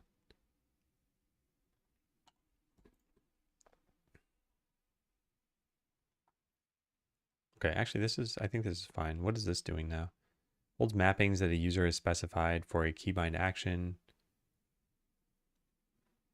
Provides a set of methods to interop with input map.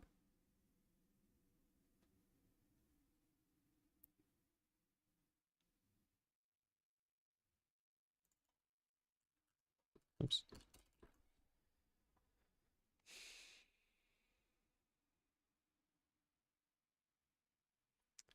Okay, method will apply the provided override events for a given action. If either override mappings, keyboard and mouse, or joypad is null, default mappings will be used. Okay. And yeah, here's where input map comes into play.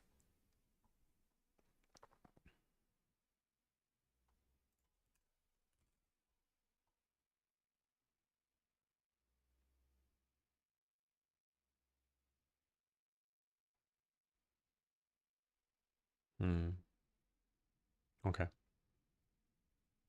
Okay. I'm going to check just this in. Remove unnecessary word. All right, let's push this back to the branch, and then I want to put these other comments there.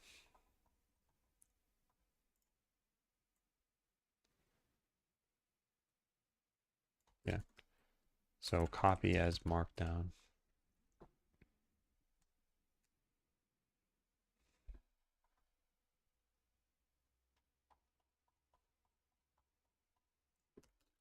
In general, this looks good and it seems to work well. I have some high-level comments in addition to the ones I left on the code review, which I haven't actually left yet. Probably needs to be updated. When remapping input, it hides the settings menu. It'd be nice if it still showed. When remapping input, it'd be nice to see what you're remapping it for. Also done. Yeah. We have no duplication detection. You can map multiple keys to the same thing. I don't think this is necessarily a problem, but we should probably add a warning. Like, this is already bound to some other function, or like zoom in, let's say. And possibly even say, well, having it apply to two things, actually, I guess kind of is a problem if they're not going to work, because you can assign them to opposite things. Yeah, I think we probably should stop this.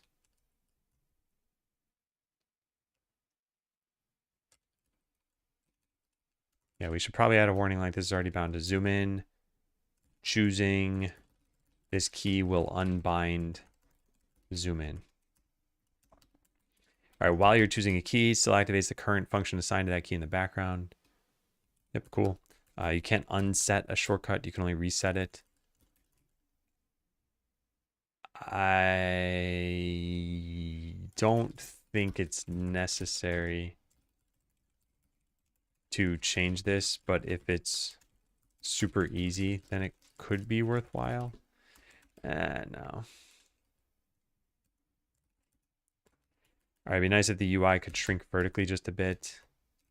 I would only do this work if it's super easy. It'd be nice to have tooltips. Maybe nice to name the keys so the player doesn't see this. Maybe just manifest those two specifically, since they're our defaults. That way we don't need translators to translate every key on the keyboard. And it may be nice to have a reset all button for the bindings or use defaults. I don't think we have to do this though. Okay, so comment that and go submit the review.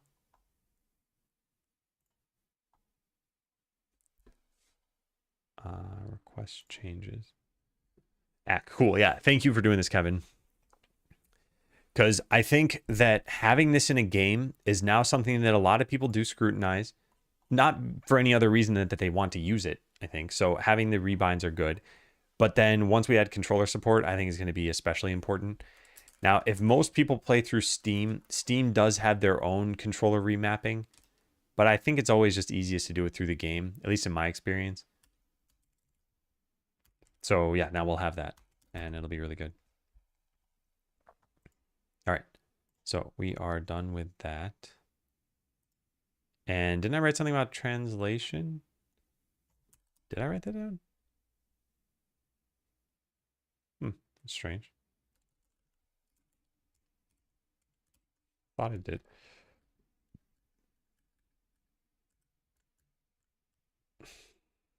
We need to translate files that were added. Okay, so we're done with that. Can you remap to a key already used, or is there something in place to keep the player from doing that?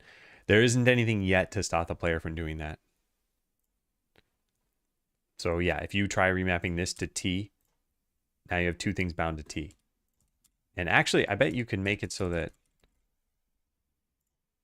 you could probably make it so that you could make a key do nothing by binding it to two things. But in this particular case, it doesn't seem to be a problem. Yeah, maybe if we mapped like 7 different things to T, it would do that. I don't know. Yeah, so now T doesn't do anything because one is trying to show the menu and the other is trying to hide the menu. So it looks like it does nothing. But yeah, I think we'll just prevent using the same thing multiple times. Okay, so now I have get through things on this to-do list.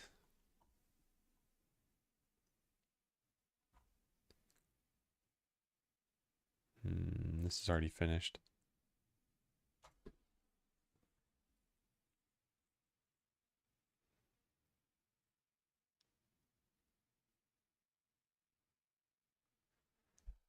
Fix up this and merge it. What is this?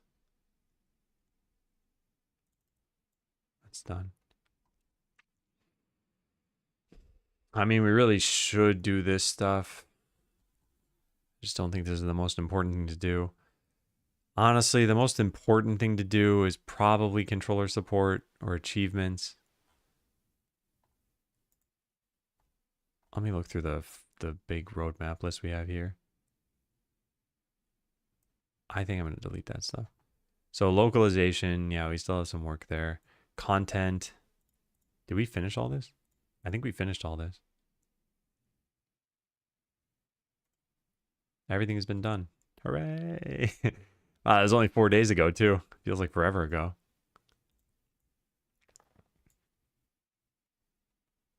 Yeah, we need the final cutscene. Actually, I should probably run this by people, see if this can be improved a little bit. Here's what I had as my storyboarding. So you beat the snake. You would have just beaten the final boss, the big snake. A person walks into town taking poison damage, maybe with a wavy "I don't feel so good" over their head. You say, "I've got just the thing," and procure an antidote that you just found. The person drinks it. They say, "Cool, back to adventuring," and start to walk away. Text shows on the screen, moving upward and fading away. Rags to riches, dedicated my life to the shop. I just wanted to be an adventurer myself. Can't you see I'm a skeleton, etc. And I should probably say, like, this, or maybe even like the game goes into slow-mo.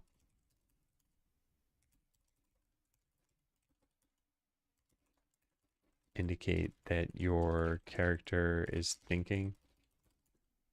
Text shows on the screen. So you say, "That's it." And they say, "Oh, sorry, yeah." They toss a coin your way. It says 50 gold when it hits you. They walk away. Zoom in on your face as it gets angry. Fade to black. Maybe it says plus 50G and like plus 25G tip when it hits you.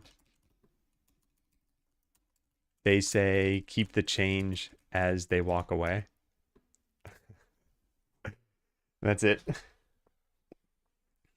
Well, not everything yet has been done. We're getting closer. Favorite negative reviews to find are people complaining a game doesn't work well with a controller. Then the game itself gives a pop-up you're not meant to play with a controller. Yeah. I still get both sides of that equation, though. Like, Steam has a way to filter by controller games, I think. So that if you are a controller player, and maybe you're a controller player because of a limitation or pain or something that you have. So now you find this game and you buy it and you're excited about it. And then the game itself says you can't really play this with a controller. So you're like, well, I wouldn't have gotten it then. And you leave a negative review. So it's probably why that happens. And it's not just a like, well, they should just use keyboard and mouse. They might not be able to. And thanks, Shuffleton. Yeah, so I like this. I had to massage what I had originally so that this is a little bit clearer what's happening. And I think there's a little bit too much text here, but in general, I think is what I want for the final cutscene. Now, we could mock this up in Godot, but we don't have all of the art. We could make a character that walks toward you. We can make all the text stuff. We don't have a person drinking a potion, although we do have a cat. We do have this, which was the main character drinking a potion. So I could take this, turn it yellow, and put this in front of a customer. Although then they die. It's the opposite in the game.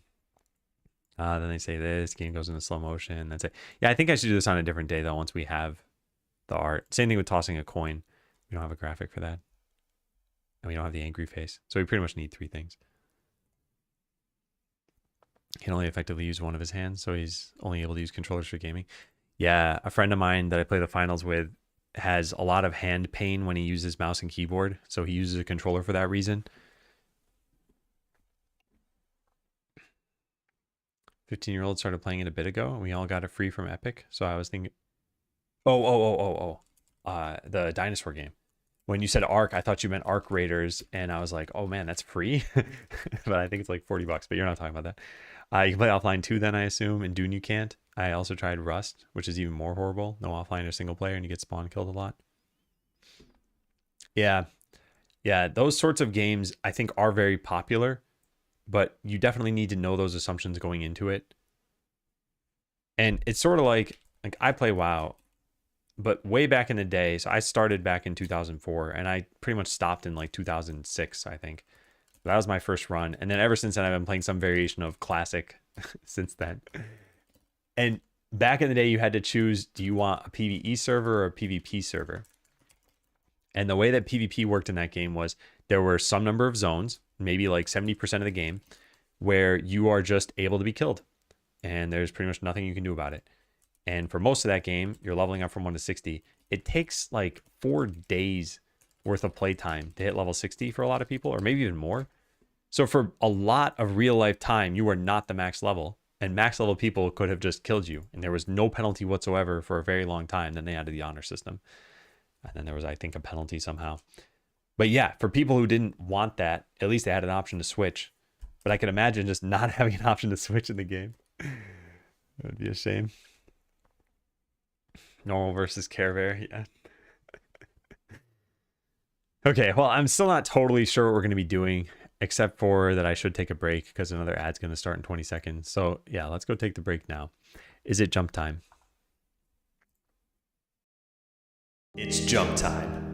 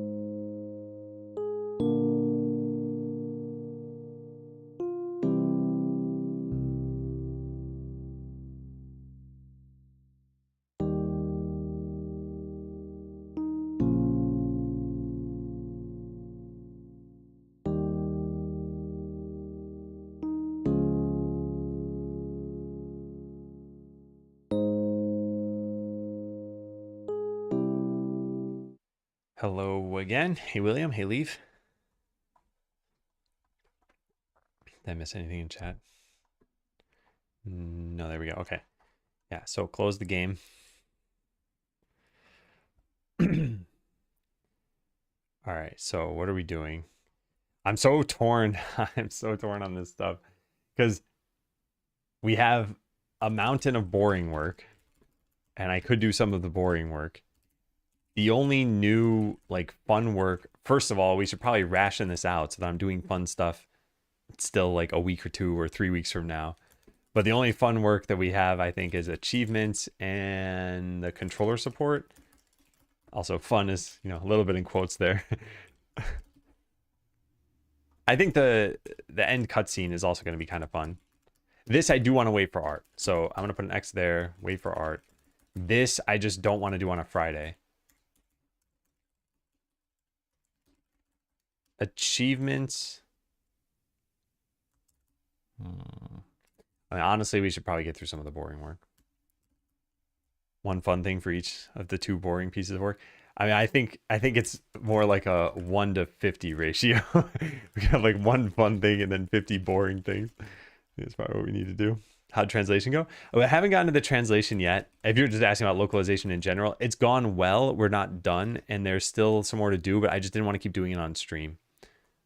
So we've got it somewhere. Yeah, here. So there's still a lot of to-do items left with this. And I'll get to it. Oh, man. All right, well, let's go through. How about this? I want to kind of clean up some of this to-do list. And the way I like doing this is kind of silly, but I like copying over how many characters I started with here so we can see how much we've pruned it by at the end. So I want to... What is going on here? There. Okay. It is the 28th. And it's exactly this. Starting with this many characters on the main to-do list. I want to prune things, prune deleted or like finished tasks, file some on GitHub, and complete any quick ones.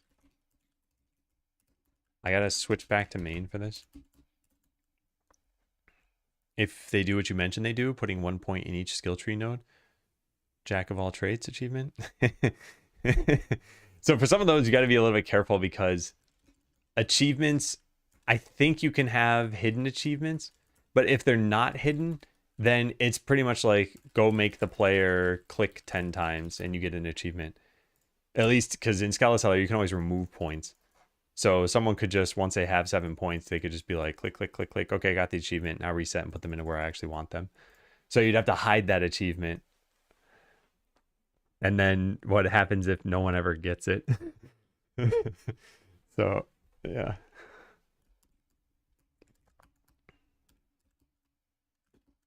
All right, so yeah, let's take a look through this. All right, this still needs to stay here. That's going to happen somewhat soon, I hope. File the rest of the tasks from this, change the game scale. Okay, does this still happen? Because if so, we should file this as an issue. Did I launch this through? Nope, I did not. Okay, then let's go start this through here. And close out of that, and close out of this. Okay, game should launch. Oh wait, maybe it'll be broken because I didn't do this. Yeah, let's try that again.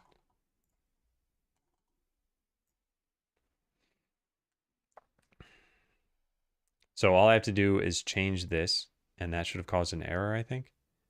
It didn't. It's only through the game? Huh. I wonder what's causing this to happen. Or maybe it's not happening anymore.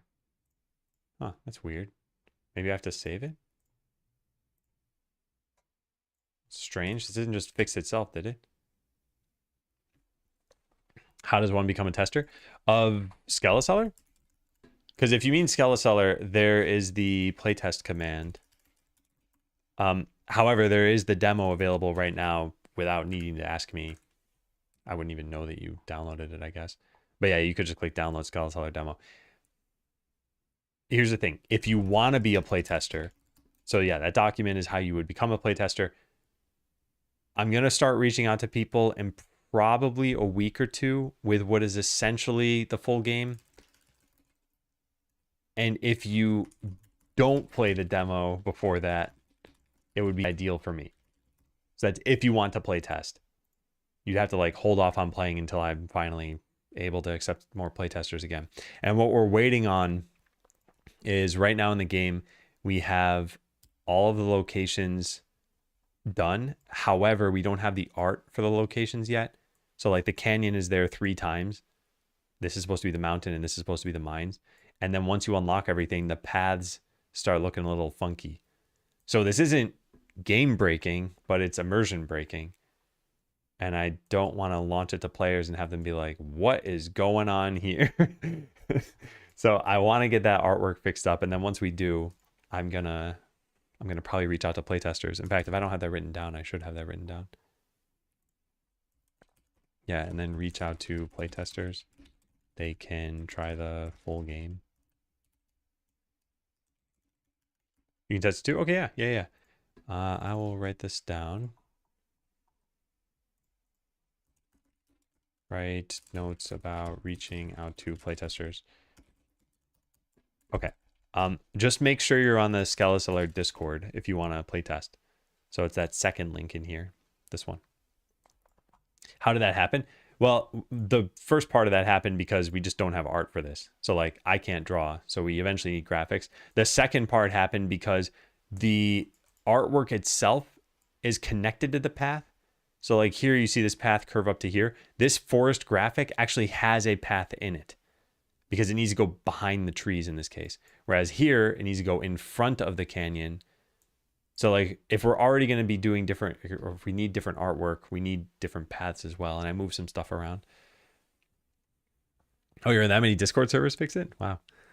And yeah, cool, Tamao. Okay, I'll write that down.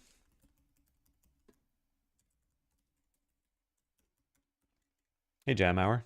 Someone who uses EM dashes. My professors will accuse you of using AI. Yeah, I don't like that. I've always used EM dashes. And on Mac, they're really easy to type. On Windows, I just used, well, I think it's Alt 0151 or something. But I also had the EM auto hotkey thing so I could type them out.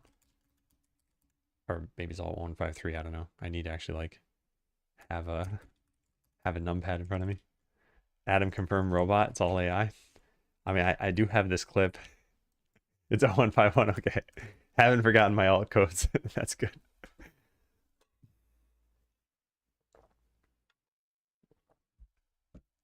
A 100's not that much. Wow. Yeah. Okay.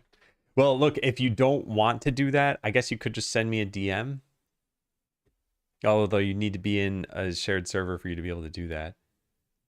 Yeah. All right. All right. Yeah. Get rid of 1% of your Discord servers. That's your new task. All right, so I started this up through here. Is this error happening? Because it seemed like it was happening. Yep, it is. But it's only when you do it through VS Code. And yeah, it's every single time you do this. I wonder how that's even possible. Game scale. This is in game settings menu, scale. It's a spin box, value change, set content scale factor. So what is this doing? If I just get rid of save here, does that fix this?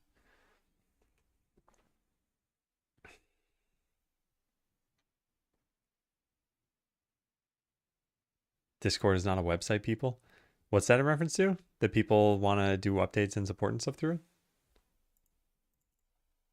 Oh, I wonder if this happens on the title screen. Because if so, I could have just tested it there, I guess. It's definitely happening here. So it has nothing to do with saving. What could cause an object dispose exception? I'm just changing. All right, let's delete this entirely. There are only 2 other lines of code here.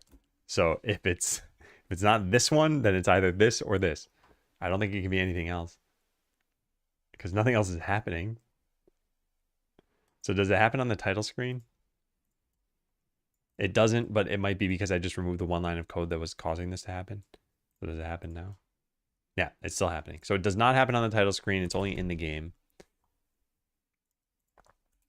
This is only in the game, not on the title screen.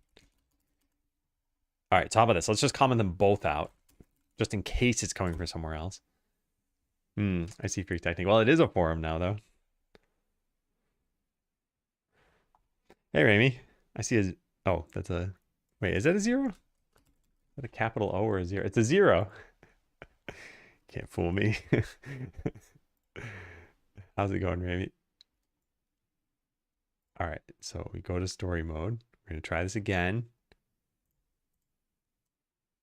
Yeah, okay, so now it's fixed. So it's one of these two lines of code. So let's take out this one. And if it still happens, then we know that it's the other line of code. In which case, I probably can't do anything about it because setting the content scale factor is done through Godot.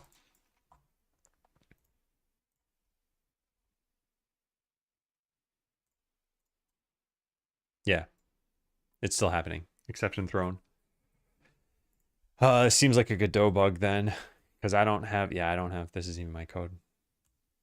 Okay, let's go look at Godot bugs then. Content scale factor object dispose. How do you spell that? I don't know how you spell it. How do you space it? No one has commented on that. Uh-oh. Is it maybe if I type it with underscores? Uh-oh.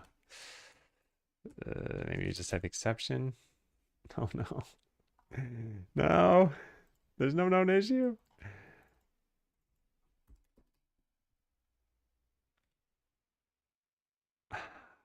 Okay, well, let's search for object dispose exception. Let's see if that shows up with anything. I need to file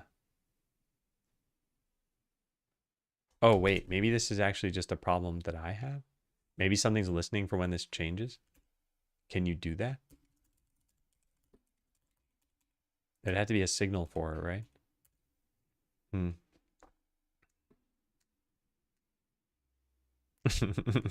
You can fool me is what I meant to say.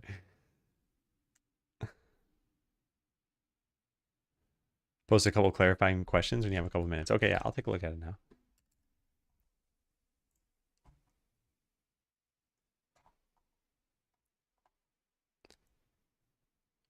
However, it allows players to click other buttons on screen while the dialogue is open. Are we fine with that, or should I prevent it somehow?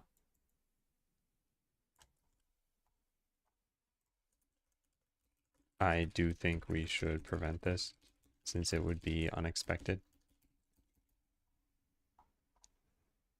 Are you talking about reducing the space buttons take? I think it'll be hard due to the texture, so we need to use a different one. Let me know what you prefer.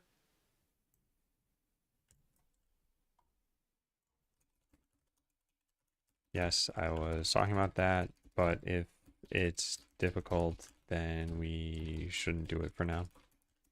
Yeah, it's totally fine to leave that menu as is. I don't think we need a new layout or anything. So it's pretty much just like, let's get the easy stuff done so we can get this feature in.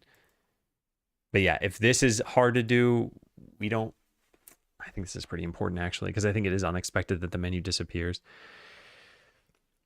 All right, thank you, Fix It. Yeah. Try to reaccess something that's been queue-freed. Yeah, so it might be that there's a signal from this and that we're listening to it somehow. I just don't know if that's the case.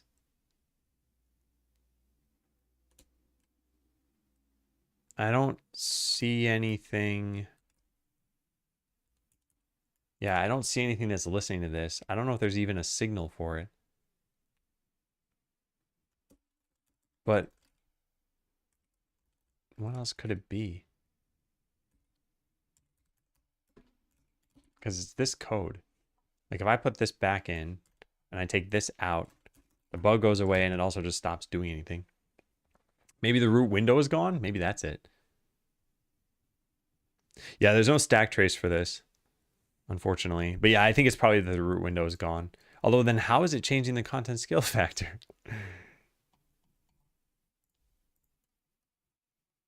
Yeah, it throws one there, but then it doesn't throw it every time I modify it afterward. Interesting. All right, let's put a breakpoint there. And then click this. Root window dot name. It exists. Content scale factor equals 2. Oh, hey, there's a stack trace. Whoa, it crashed everything.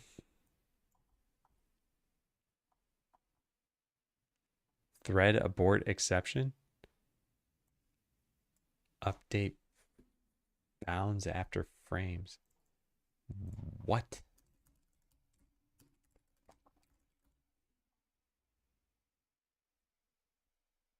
I mean, this might just be because I'm calling this through the debugger. Window size change. Oh, so it's not a signal on the content scale. It's a signal on the window size, and content scale triggers the window size changing. I think. Let's take a look at that. Yeah, get tree root size change. Okay, and then we call this, and yeah. So what if we got rid of that, and then put this back in, and then got rid of the breakpoint?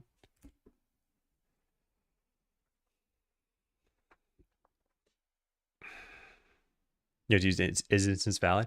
So in C# at least, if you call node.name on a node that was disposed, it will throw an exception. So this is equally valid for testing that it doesn't exist as is instance valid. They're pretty much the same in that case.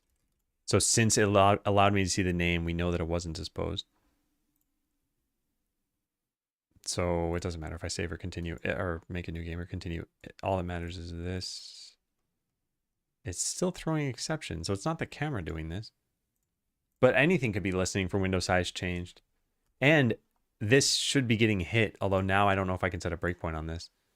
I don't know where you set it to get that to work. Oh, it worked. Okay. So window size change is getting hit. And this probably exists in a lot of different places. So we might just have a disposed node somewhere. But it's not the camera, which it makes sense it's not the camera. We know we have a camera. So we just got to search for this. And we have 7 locations, and we've already tested 1. So we have another 85% of the locations to get through. There's instances manager. Let's just cut that out. There's title screen. Oh, maybe it's the title screen. Let's cut that out. There's this. That probably shouldn't have mattered. There's that. I'm just going to comment all of these out. And there is this one. Okay, now let's try it. So if we now don't have the problem, although I think this is still going to produce the problem, because I don't think the problem is the contents of the handler. I think it's that a handler exists on something that's been disposed. So I think we're still going to see this.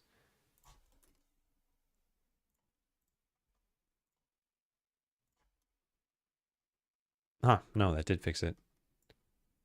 Strange. That means, oh, I guess that means that one of our handlers is accessing something that's been deleted. All right, well, let's just bring it back in one by one. I could binary search my way through this, but it's only going to save me like 2 or 3 cycles. So, whatever.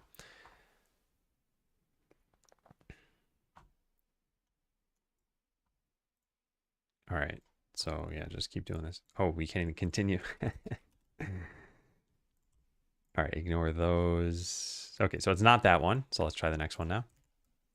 This is the one I think it's most likely to be because the title screen doesn't exist anymore.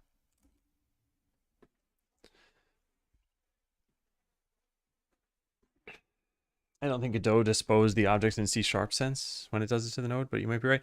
And every case in the past, it's not let us access anything from the C# side.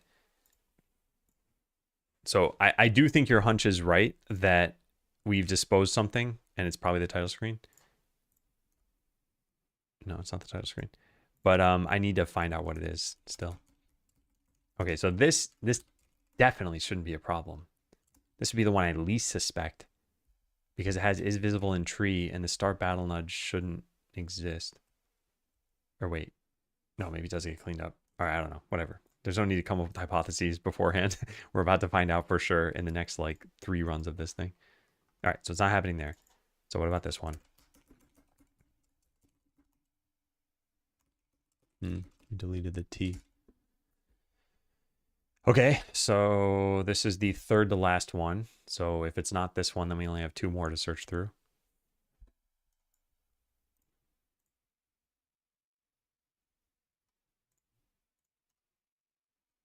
It's not that one. Maybe something's listening for drag ended here. Yeah. This is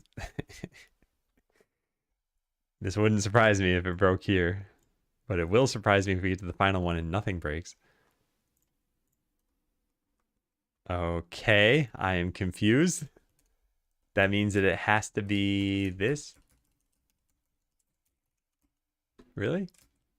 Maybe because we make a tab container in bone mode? All right, so at this point, this is the final one, so we should see the error here.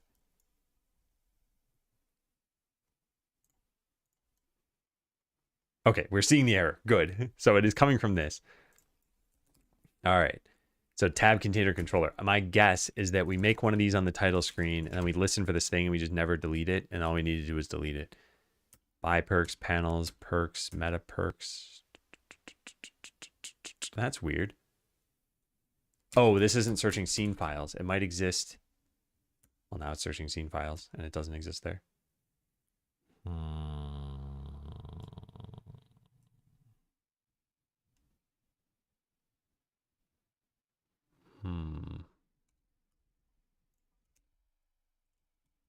Well, let's put a breakpoint here.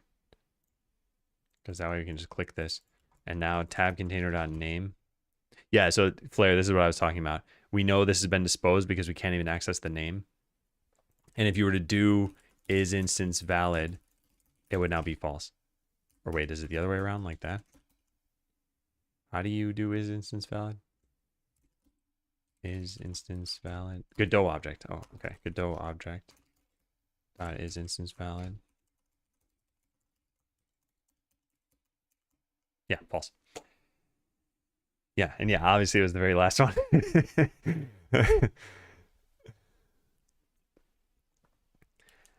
Okay, so it's been disposed.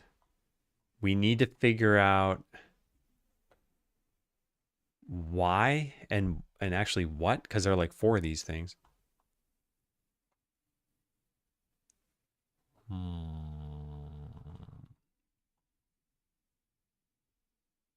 Yeah, tab container controller.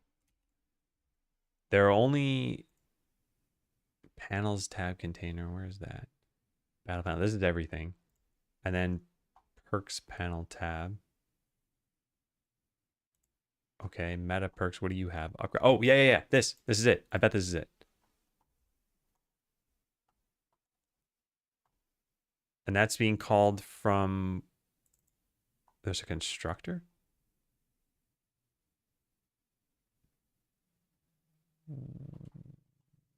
What? So we make this in here. There's a controller somewhere. Ah, yes, right there. Okay, so what if we just didn't make this? There. I don't know if that's going to cause some other error, but I want to try this and see. But I think that's the cause of this, because on the title screen, we make a tab container that we then delete once you enter the game, which is why this doesn't happen on the title screen. So now we delete the breakpoint. We look at this. Aha! It is that. Okay. Well, now we know. So now how do we fix it? I think the best thing to do would just be that when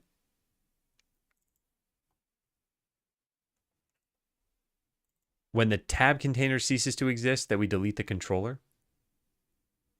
Yeah. And the tab container ceases to exist from the title screen. Okay, so we just need to go add in dispose. That's weird. Oh, I'm typing it wrong. And then we just need to subtract this thing, right? Where is it? Oh, it's in tab container proper. So we need to call dispose on this, I guess. Not tab container, tab controller.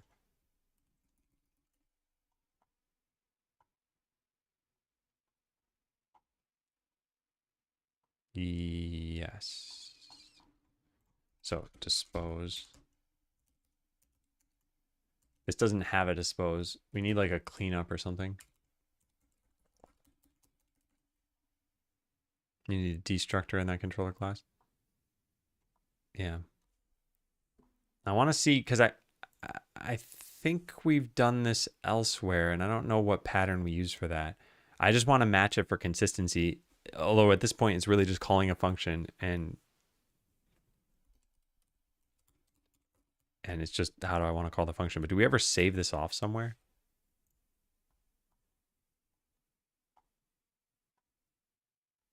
No. No, we never do. Search for minus equals. There are 133 of these, though. Anything with a float, I don't care about.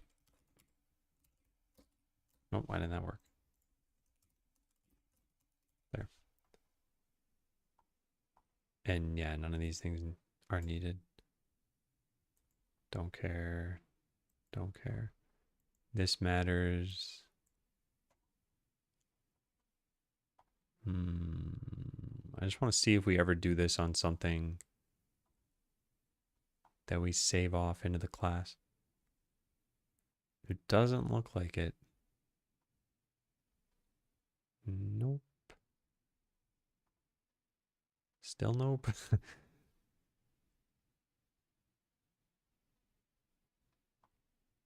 Yeah, I don't see any.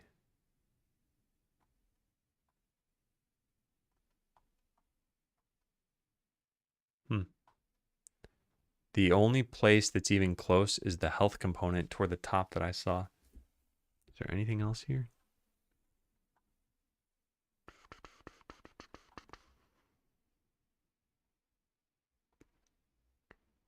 No. Okay, yeah, that was it. I think it's just the health component dot on died. This right here. We save this off.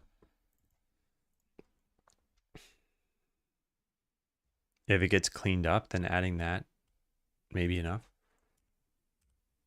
Yeah, we just never use a proper like C# destructor before.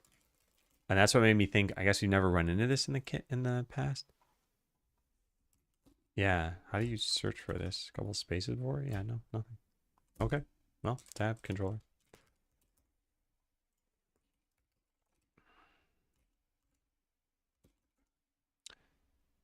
Public is not valid for this item. How are you supposed to write this? Oh, with no visibility modifier.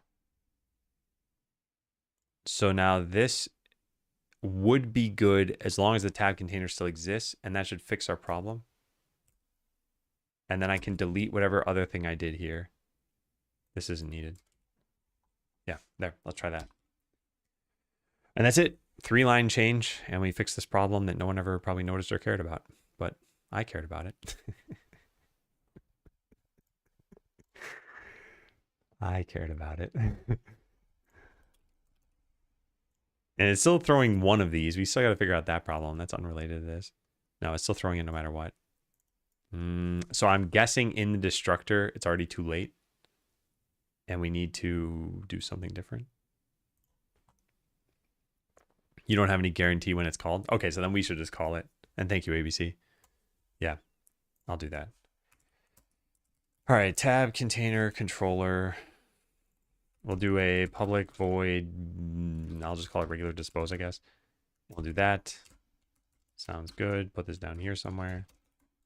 And then from the tab container, where do we make the tab controller? Tab container something. What's it called? There's a controller equals new somewhere. Yeah, here. Panels tab container, meta perks tab container. This doesn't inherit from anything? No, just control with overlay background. So we need a special dispose in here. Tab controller dot dispose.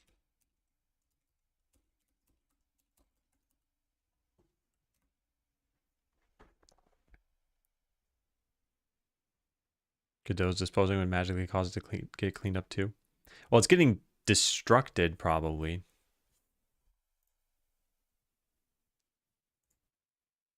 But it's not doing anything, and we can't guarantee the order apparently. Oh, this failed. Cannot access a disposed object. Where's that coming from? Tab container, controller, dispose, line 66. Oh, this is already gone? Oh, man. All right, I was worried about that. Okay, well, we need to save that off then. What is a viewport? It's a viewport. Private viewport.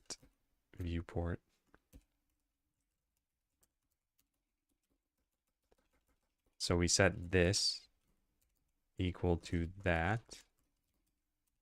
Makes me wonder if we should just move this entire thing into... Yeah, we should probably do this a little bit differently. We should probably have the tab container listen for this size changed and then call into the tab container controller. Yeah, that's probably better. But still, I'll try this for now. And then I think we can just do this. There. Okay, that might fix it, but I think we can do this more elegantly.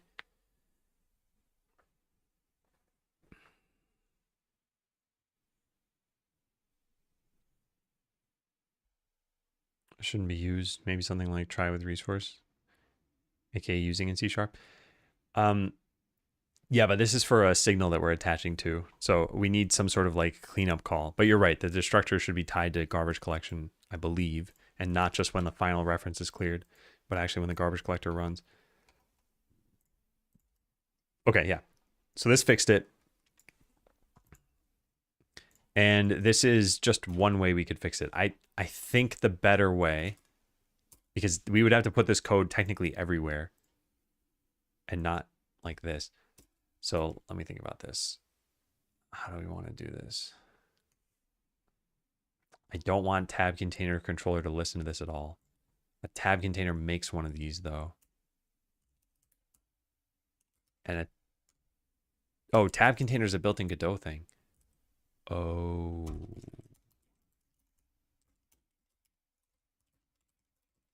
So I should make a wrapper around this? Yeah.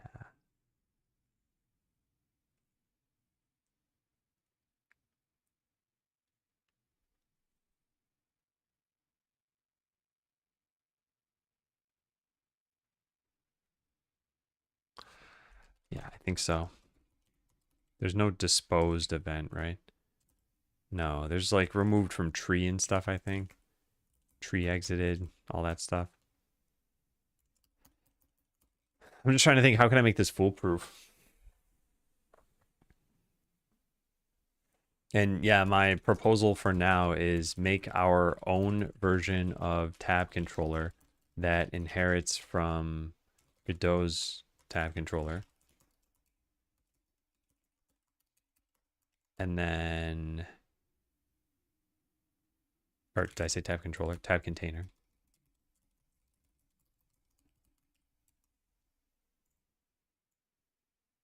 And then when we make a tab controller, it would make its own tab controller.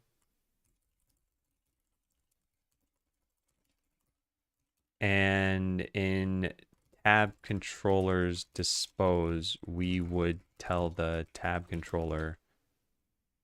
No, we wouldn't even do that. We would just have the tab container updated itself. Yeah, so one of the following. Or tab container tells the tab controller to when its size changed. I think this makes the most sense. I think I like this one. Hey, Trackley. Happy Friday. It couldn't make its own tab controller because it doesn't have the generic tab ID. Oh. Let me see.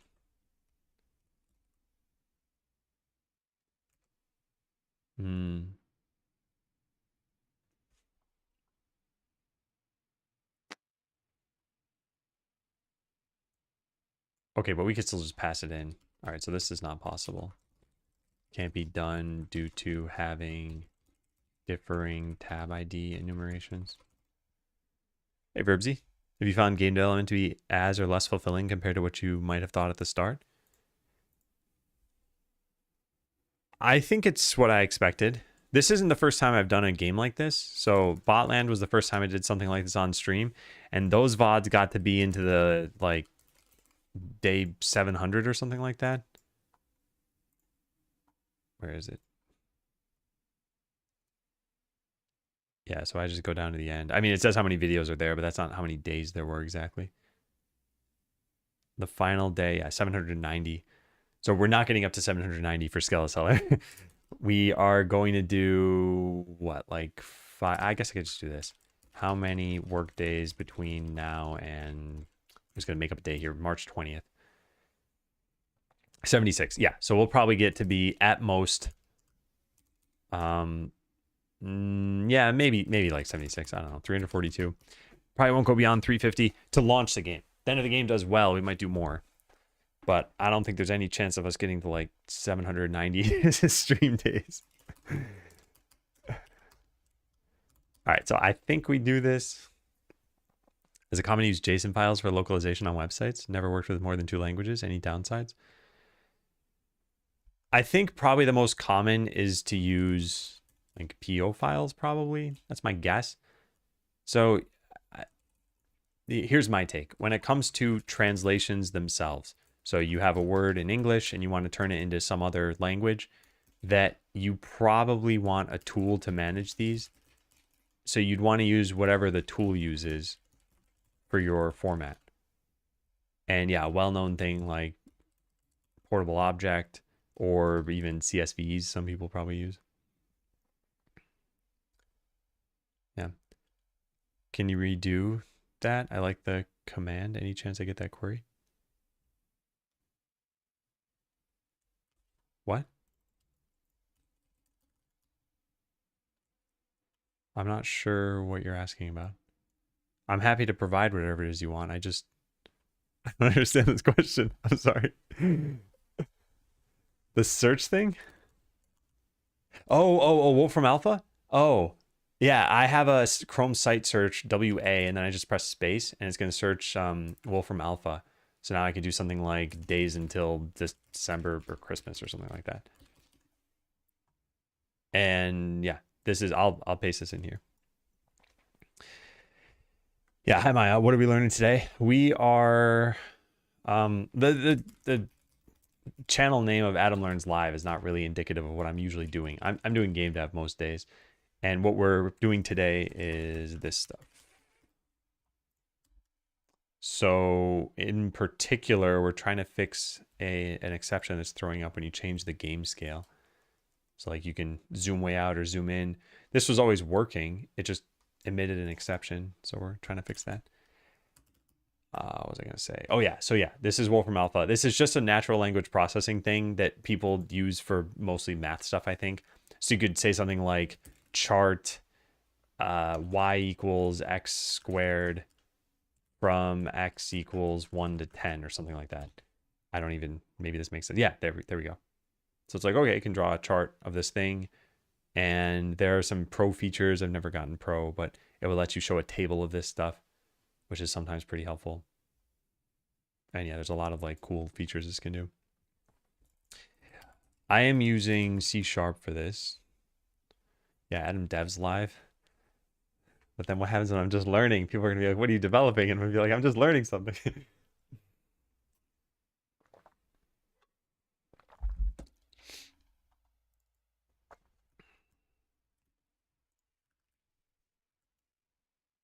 Okay. Yeah, Adam live.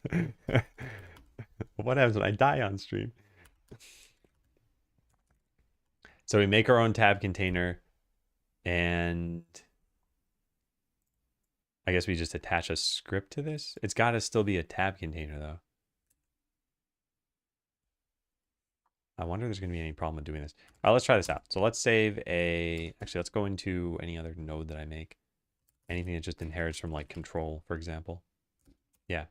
So let's save this somewhere. But where? UI. Tab containers. So what do we call this? I guess just tab container. I think that'll be unclear though. What is this really?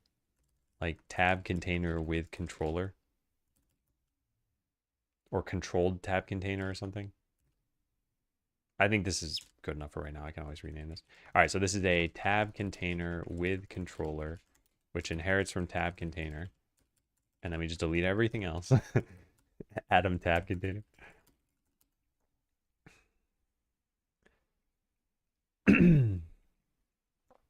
Does it have DSL support? I don't know. Yeah, I would need to search for that.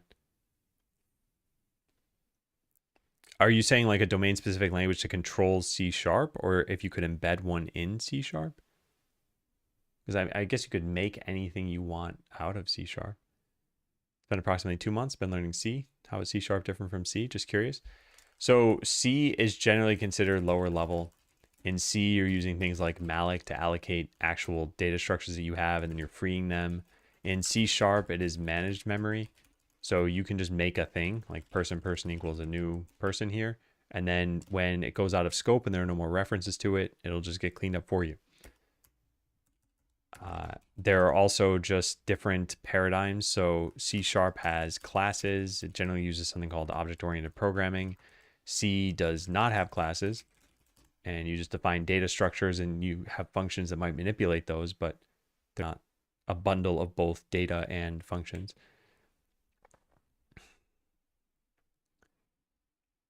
Yeah. Anyway, there's a lot more in terms of differences, but I think those are some of the high level ones at least. And then also how they run.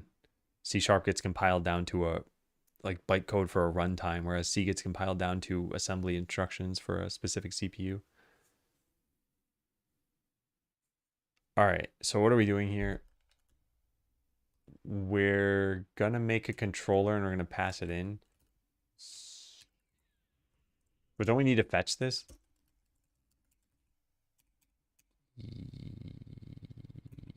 Yes, but not really.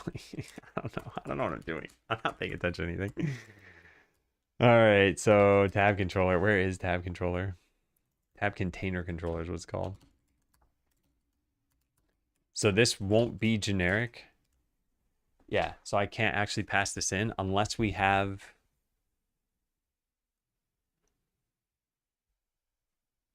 No, I don't know what I'm doing.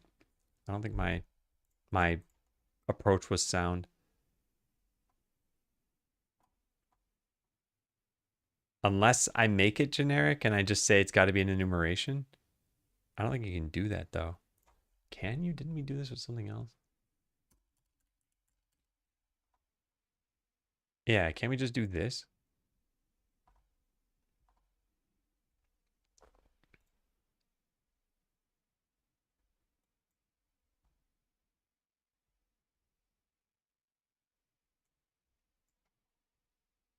What are you talking about?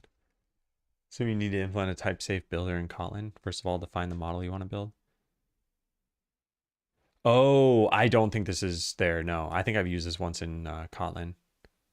No, I'm pretty sure you can't do this.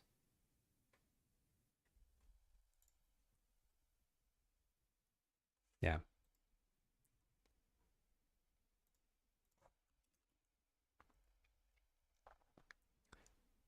All right. Think I think we could do this over here. I'm not sure. We say this is a T where T is an enumeration. And then we make a tab controller out of that T. And we fetch this thing. And then we have like a public void init, which takes in a tab container controller and saves it. Oh, don't we need to access this though? Like, shouldn't this be public? And we say like a get private set.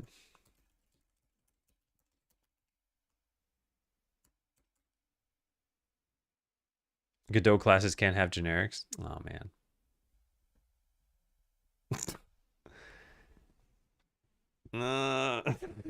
What do I do?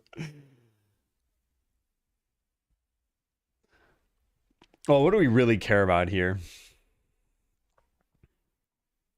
I want whatever our tab container is to have its window size changed and for it to call a tab controller function.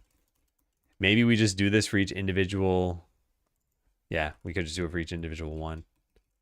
Oh, that's kind of frustrating, right? There's got to be a better way to do this. I want to not duplicate a bunch of code. Where do we, yeah, we already, what do we do here? Call adjust tab bar size.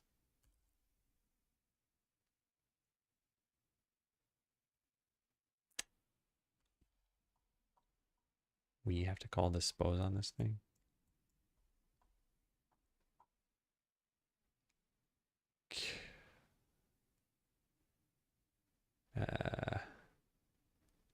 Can have the generic only in init. Oh, really? Wait, wouldn't this still be a problem?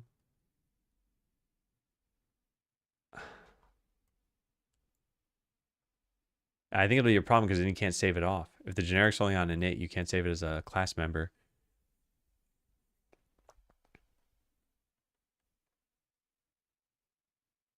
Oh, but we might only need it in init.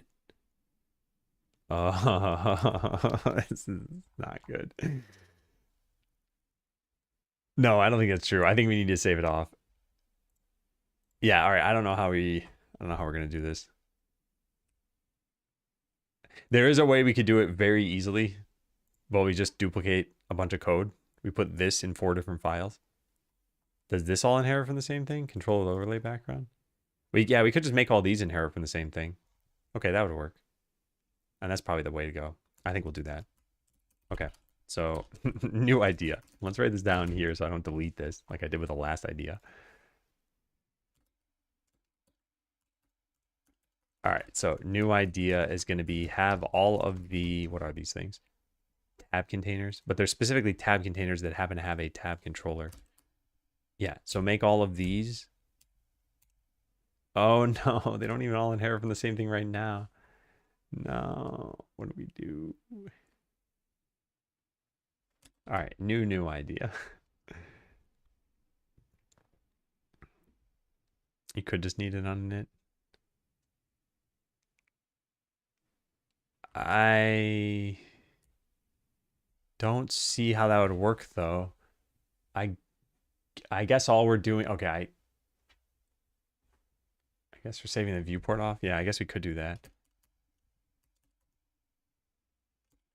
We could have a genericized init function that listens for window size changed. Then we have a dispose, save off the viewport and have it unlisten in dispose. Okay, do we try that? So it's not even really with controller. This goes away, this goes away. This doesn't need to get saved. The tab container controller we have would do this. I guess we can call this T-tab ID. This goes here. Then we don't save this off. We instead get the viewport. Maybe an interface with the default implementation. They would need to save state though. I'm going to need a viewport in between these calls, I think. And I don't think an interface could do that. But welcome in, Chuck. All right, so I got to save this over here. Tab container controller. No, wait, it's the new thing. It's with controller, that thing. So we save this here. And then... Wait, no, this doesn't even make sense, does it? Oh, God.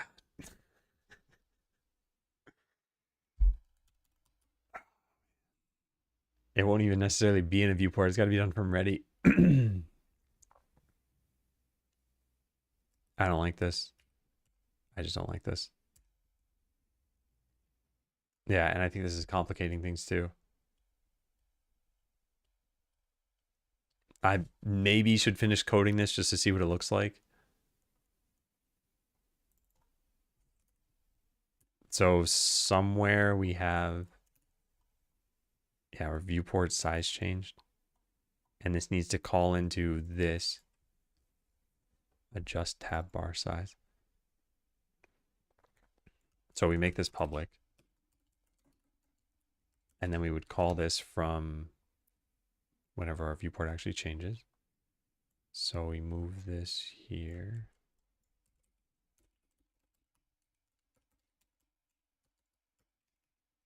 This is on tab containers. I guess it's just our viewport. And on size change, we call into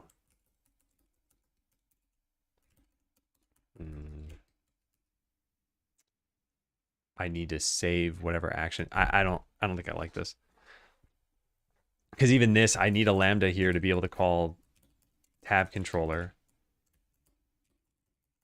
And then I now need to remove this. I guess we don't technically need it, right? We just do that. Okay, never mind. I take that part back. Then on here, we subtract this thing. But we don't have the tab controller saved off. So we need to save off the action. Private action listener.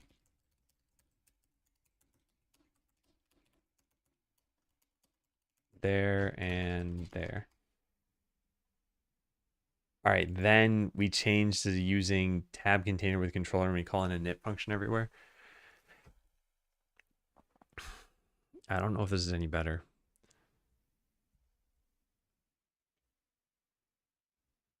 Yeah, I don't know if this is any better.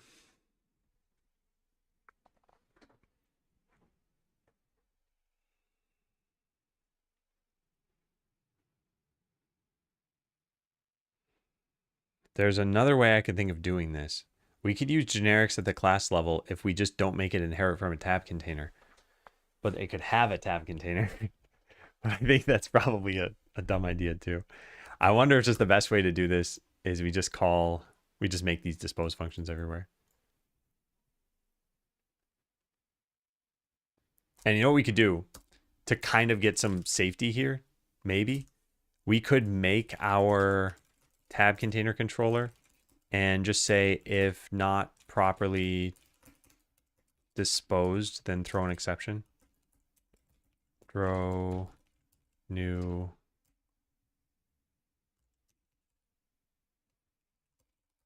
called dispose method to avoid listeners being called on stale objects or something. I don't even need to write this. I don't care about that.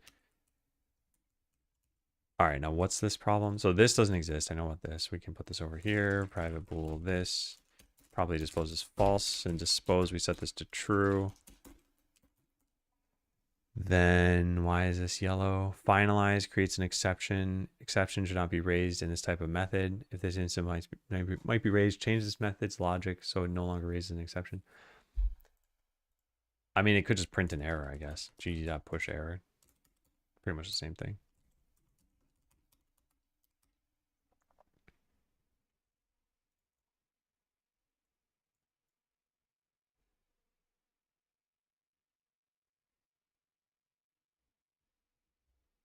Yeah, this is pretty much what we have here.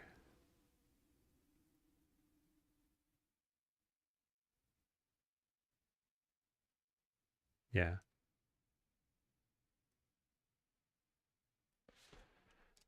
I think it's practically identical to what we have. I mean, I'm saving off the viewport. But yeah, otherwise we're doing pretty much the same thing.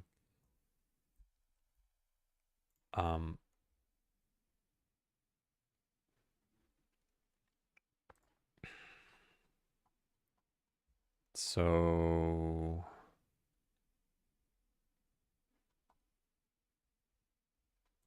why is this yellow now? Make it read only.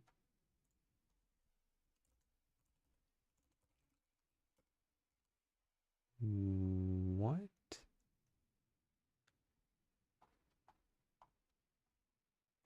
Did I mean to even put that there?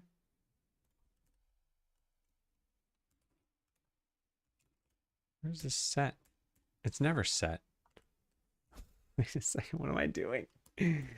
How do I get so turned upside down on this tiny change? Oh, I made this public. Oh, right. I deleted some stuff from here that now. Oh man, I gotta like Command Z all of this.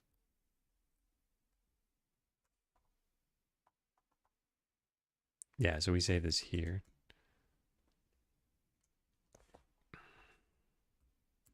Oh, and I can't revert to what I had originally. I want to close. No. All right, this is one of the few times I actually need to go find the history of this thing. Find entry to restore for this. File saved from like a minute ago. I want this. I want this stuff back in. Give me code.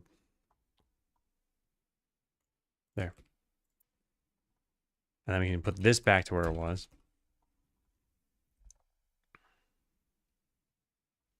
Disposing before moving, though. Yeah, I don't know if that makes a difference either. I'm not sure what the base class does for disposing. Only that it requires it to be called. All right, so now this shouldn't be an issue. I don't know why it's still yellow. All construct. Oh, because it's a proper constructor. We normally don't have that. Now what? Okay, okay. This is why I wanted me to make it read only. Normally, this is inside of a Godot class where we can't do this, but it's inside of just a plain C# class, so we can do this. All right, so get the viewport and then add this thing and then call this thing. Yep. And then when we dispose this, delete it, and then we just make sure we dispose of it everywhere. And if we ever don't, it's going to be a problem. So let's say I deleted this function. It's going to complain, I believe. And it'll tell us exactly what the issue is.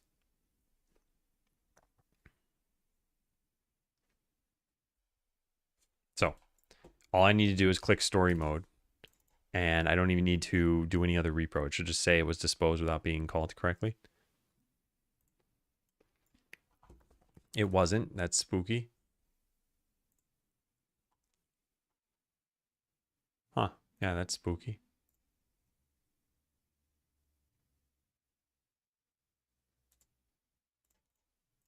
What am I missing? What's going on? Oh, I guess it could be delayed by any amount of time. So like it might get hit eventually. What is going on?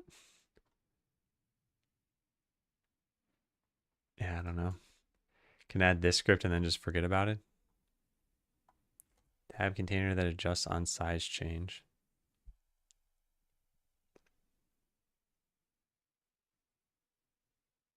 Oh, because it knows its own tab bar. So the tab controller was trying to fetch UI when it shouldn't have been.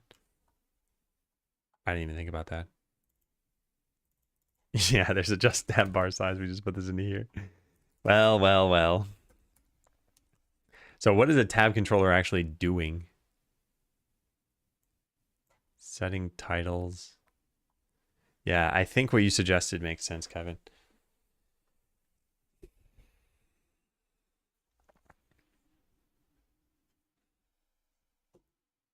All right.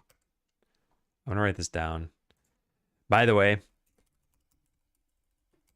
I want to just kind of update everyone on something. When I talk about these boring tasks and how we have like 3 months of just doing this stuff, this thing was, we have an exception and we need to fix it. And it is now spiraled into whatever, 30 minutes of doing something. All of this is for one to-do item in the end. We had to do this so many times. Although in this particular case, we could have just completely ignored it. It doesn't cause any noticeable problems other than that it says an exception happened. But it's not like the exception happens before we've done the work we need to do. It happens after that. Although I think that that's a race condition and that potentially this could have caused an issue in the future. Using the enumeration instead of indices is related to use. Okay. Yeah. So anyway, I got to incorporate what Kevin said here. But I think it's 11:21 because I keep starting the stream earlier and earlier. I was going to say, I think I want to get lunch. Let's just go implement this. Yeah. Okay, so we're going to take this and put this here and save this as tab container that adjusts on size change. And then go use all the normal things, which I just deleted. Namespace, source, UI, tab containers. I don't think that's correct. No, it's game. Game.source? Yeah. And then using Godot. What else are we missing? Just call next frame, which I think is a node extension. Yep. Okay, so now there's no red in here. Tab bar margin was presumably taken from somewhere else. Yeah, up there. Now this isn't needed.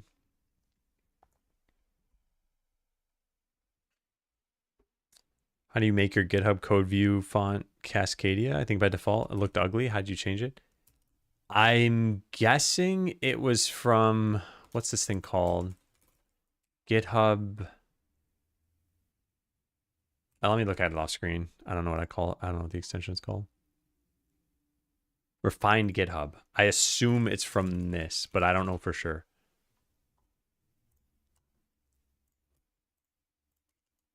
So I'll paste that in chat.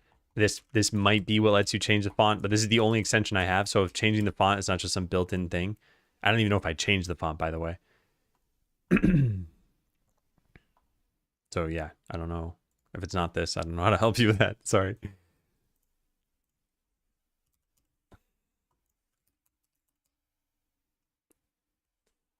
All right. So what are we doing now? So the tab bar margin was only needed so that we could save it here so that we could use it for when this resizes. Yeah, so we change this to viewport properly disposed. We get rid of this, we get rid of this, we get rid of that stuff. Viewport size change shouldn't even be here. It should be in this thing. Yeah. So we delete all of that. And finally this.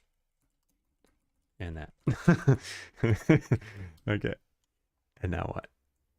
I think we're good. Yeah, it may just be my default browser fonts. Jam hour. I think you can see the stream again. So the way it works on Twitch, and I've shown this before, and I'll show it again now. There are settings for, where is it? I can never find these settings. There's like 7 different settings panels, and you got to figure out which one it is. Okay, yeah, this. So this is what I get for setting ads. You have to pick one. It's either get pre-roll ads for viewers or show a certain number of ads per hour. Both are bad, right? Like I don't want any ads on the channel, but I have to pick one. So I've opted for this one. And I normally take my break while the ads are running so people don't miss stuff. But we're so close to lunchtime and I'm not going to be streaming for too much longer that I don't want to take a break and then leave 5 minutes later anyway. So this time I just worked through it. But yeah, this UI is like, okay, how many ads do you want? So I have it set to the lowest number that allows me to skip pre-rolls. And if I were to turn this lower than that, yeah, it says disable pre-roll ads by running mid-roll ad breaks. Every 30 seconds of mid-rolls grants you 10 minutes of no pre-rolls. So hopefully I didn't actually just change any of this stuff. I don't know if it auto saves. Yeah, so now they're fully disabled.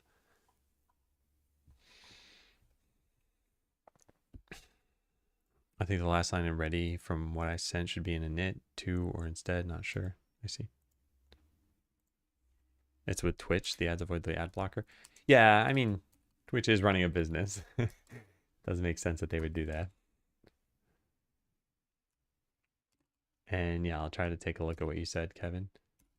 Tab adjust. Who should be calling init on the container? And I think the last line in ready should be an init too. I think it can only be an init because up until then we don't have the tab bar margin.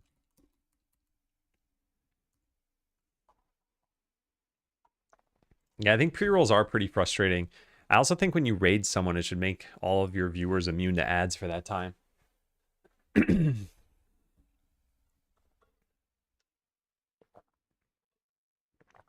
All right. So now instead of getting tab containers everywhere, we need a tab container that adjusts on size change. And then pass this in here. This actually still can be a tab container. This doesn't care. Yeah. So all I need to do is replace, I just need to attach the script inside a bunch of different places.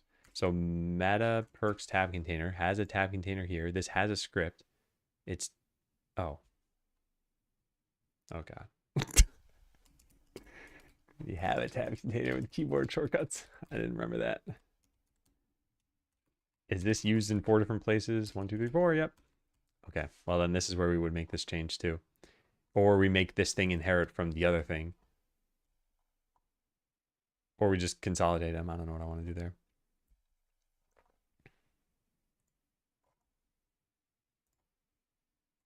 We could just do that. Or vice versa. Actually, yeah, the vice versa way would be even easier, right? Tab container with keyboard shortcuts. Just for testing, at least, we could do that. Circular base type. Oh, did I accidentally save the other one? No. Oh, I pasted the same thing. Oh my god. I should really go take a lunch break. Hey, Miles.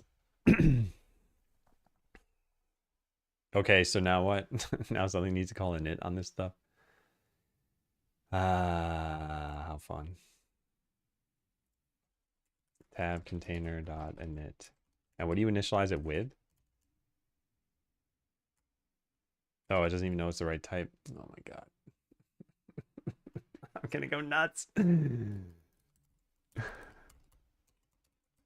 So we do need it to be this, and then we can call init, and then we just need the tab bar margin, which has never been customized. So now this passing in a tab container doesn't work because this thing isn't a tab container. No, it's a tab container with, oh my god. I'm gonna stop this after the next mistake happens because I'm being a doofus.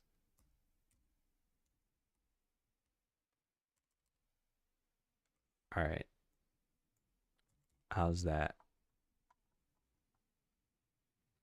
Also, shouldn't this call...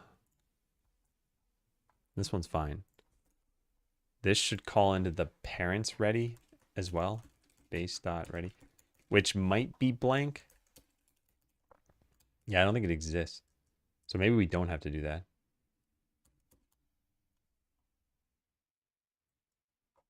Yeah, I don't think we have to do this. All right, and then there was red somewhere. What is that? This? Tab container with controller. I just delete this.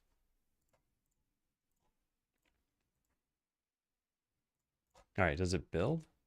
If it doesn't build, if we get an error from this, that's fine. I don't mind fixing that. I just mean if my brain short circuits again, because that's happened too many times now, and that always indicates I should be taking a break. So we just do one of these. I only fixed this for one of them. Maybe I fixed it for all of them. I don't know. Oh, what's that? Cannot access its disposed object. Give viewport. So we do need to save the viewport off. Or I do this in a different order. Tab container with keyboard shortcuts.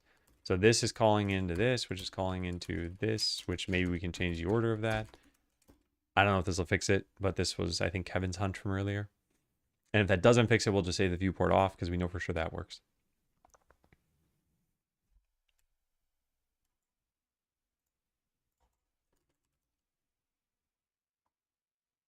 Object reference not set to an instance of an object on line 25. Whoops.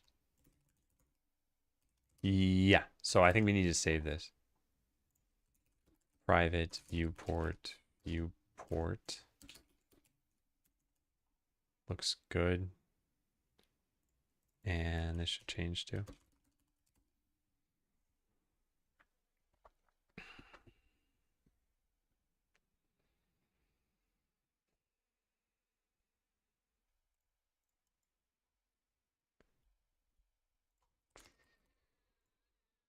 Okay, looks like it's fixed. Okay, good. Yeah. So now we need to, oh no, we don't need to do anything else. I think that's it. No, we need to call init on the other ones. And if you haven't called init, this is going to break, right? Yeah, and there's no way to know that we haven't called init.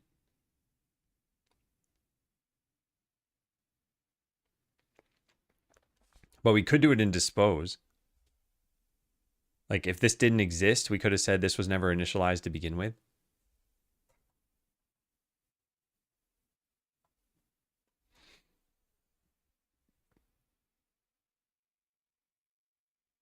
Wait a second. No, and it is only needed for viewport size changed. I'm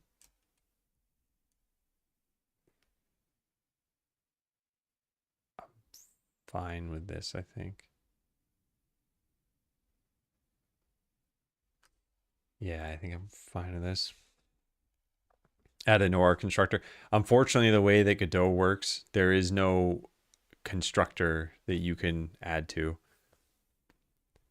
So there are just methods for when certain things happen to a node, like it's added to the scene tree or it leaves the scene tree. or it gets disposed or something, but there's no initialization. Yeah, you have to just add your own thing yourself. Unless you consider your initialization always be when it enters the scene tree, which you can't sort of count on for a couple of reasons. What was I going to do? So I was going to search for this because this needs to change everywhere. So everywhere that we made a tab container, which should be 4 places. So there's 1, 2, 3, and that doesn't count. This is the same one we had from up there, right? Yeah, we should just save this off, I think. I guess it doesn't really matter. Okay, yeah, let's fix this.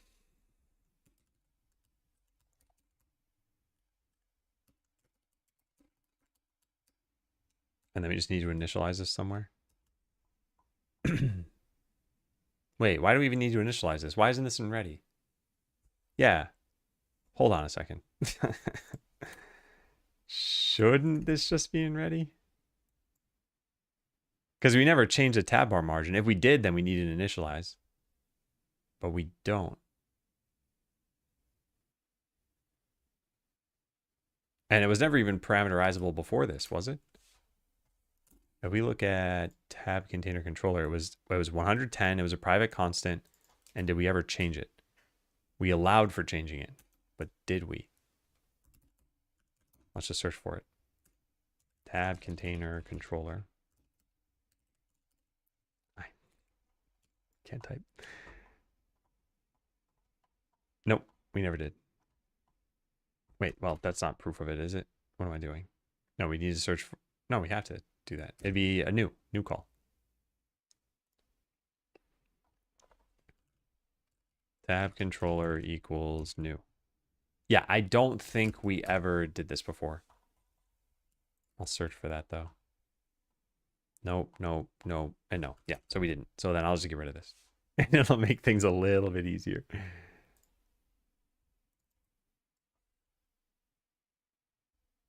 So let's just set this here to... Let's just not even have it. What's the point?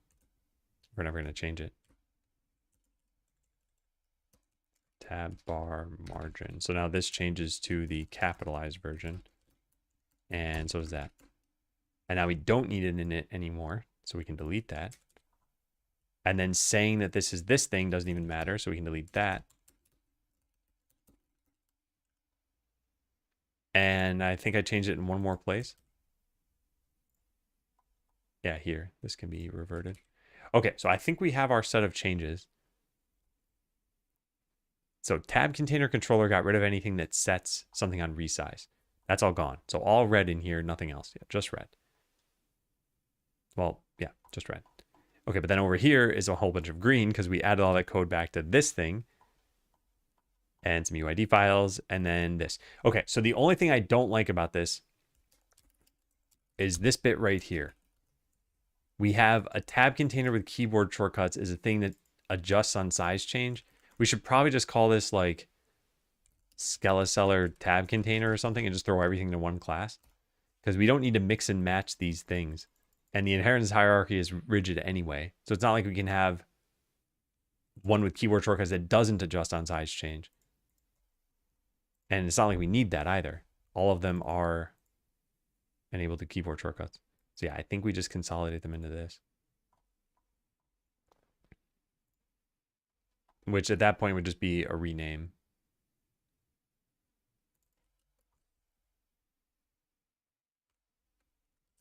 All right, so let's change some things here. Copy paste this into this. Small wrapper around tab container that will update tab bar when the window size changes. Okay, there, that's it. We're done. Hope to make it a coding weekend. Yeah, I hope your 17-year-old likes Godot. What I highly recommend, if you haven't already heard me say this before, is Godot's Getting Started Guide is really, really good, and it's not very long. And it's going to tell you the basics of all of the Godot stuff. So if you look at any of these individual pages, it's like, okay, the scroll bar makes it look like this is a very large page, but half of it is just images.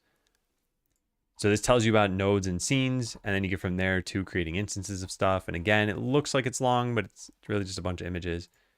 And then from there, I think you can kind of pick and choose what you want to read. But yeah, signals are pretty important too. So I'd probably read nodes and scenes, creating instances, and using signals at least. These other ones are probably good too. What was I going to say? Yeah, and then for the 17-year-old, I think probably having some like idea for a project for them. Well, obviously they'll want to do something that they like too. So just making sure it's not super complex, I think would be good. Okay, so what I want to do is I think I want to, by the way, I'm going to give Kevin a point for this stuff. Well, I have to be careful because he is working on the game and I have been giving him a lot of points.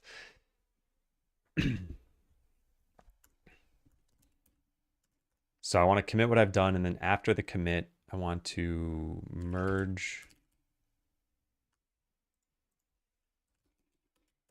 this and this. Yeah. Okay, so this is fix an exception. So tab bar controller, or no, tab container controller had code that acted on the window size changing. However, the meta perks, what's it even called? Meta perks tab container would make one of these controllers on the title screen, then it would get disposed. However, the listener that the controller made would still trigger on the disposed object, causing an exception. We moved the code from, moved the on resize code to a new tab container derived class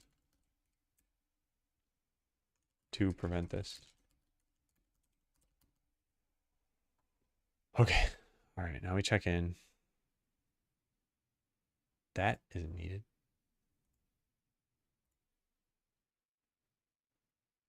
Yeah, now we check in. And then we go merge those classes. This is a little annoying to do because we have to rename this in like 4 different places. So this, I wonder if we can just blanket rename it. Tab container, like Scala seller tab container. What is it really though? It's a tab container with like keyboard shortcuts, and maybe just call it enhanced tab container. I don't know. Yeah, whatever. Enhanced tab container. All right, then we search for this. Well, we don't really need to search for it. It just exists right there. Although VS Code just broke. Oh, lunch is going to be so great today. So great. I think AI is actually a pretty good use for coming up with names. Or I said that kind of backwards. But yeah.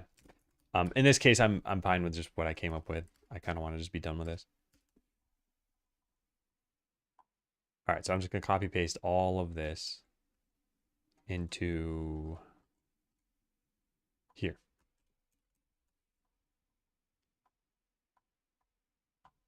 And then this is just going to inherit from tab container.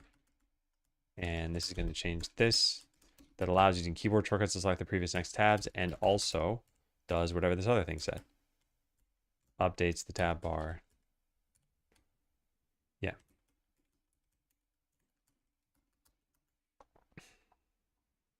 So now call next frame doesn't exist. That's fine. And then this is yellow for some reason. Oh, because it's after a private function. Whoops. So put that here. And then is this order good? Yep. All right, so now that's our one function that we have. So now this is not needed. And I think there's going to be a problem when we go into Godot now. Not sure though. Tab containers here. It has... Yeah, this is wrong. Tab container with keyboard shortcuts. Huh, interesting. I wonder, do I just need to refresh this? It should say that it can't find that. Well, that doesn't look good. Yeah, weird. Why is that happening?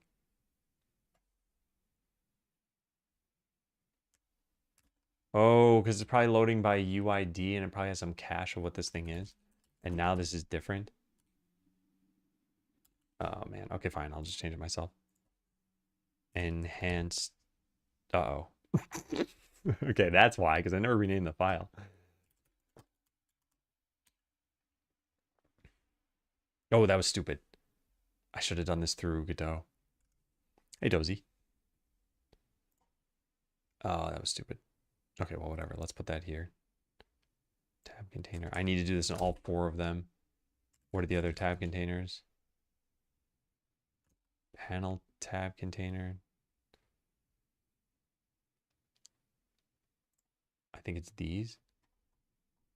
And we should see a tab container in here somewhere. What am I looking at?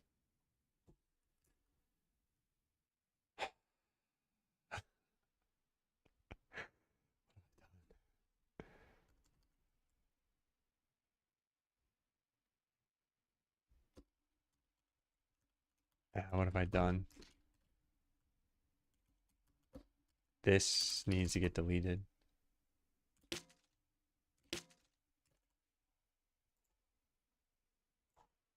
And that's going to cause some problems. Tab container with...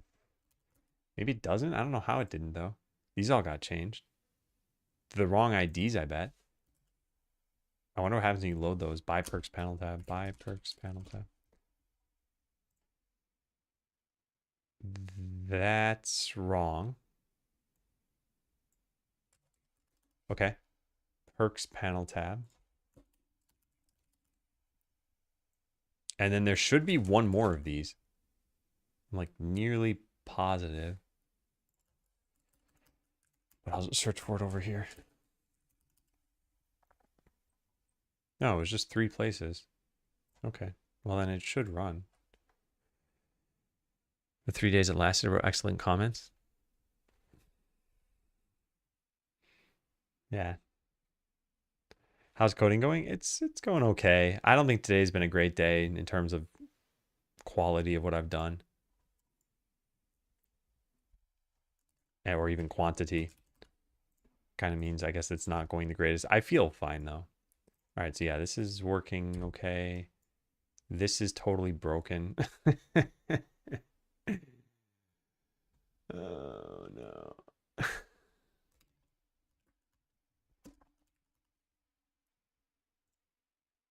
Do I need a ready call here?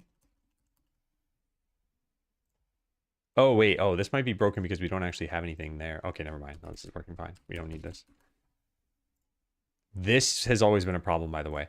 So if you don't have anything that gives you perks, so I've built nothing and I press P, it opens a dialog, but you shouldn't be able to access this dialog. Like there's no button over here for it. And you see battle map and adventurers, the 3rd tab doesn't show up till you build something. And now you can access this correctly. But pressing P when you don't have this unlocked still accesses it, but just without any tabs there. So yeah, this looks like it's fine. If we resize the window, everything should be fine. It's kind of hard to tell because we need more buildings. So let's get some more buildings. The farm, the fishing pond, the town hall, the treasure room. Okay, so now we have all the tabs. And now when we do this, we get these buttons. Yeah. All right, so there are 3 of these, right? One is perks panel. That's this. The other is this thing, though. What is that? Yeah, what is this? What's this called? It has battle map on it. Panel tab container. This doesn't have a tab container in it? It does. What is going on? Panels tab container. It just doesn't have a script. Oh, keyboard shortcuts don't work on this. Which, oh no. Then that means that this won't resize correctly when you change the window. I've made a mistake.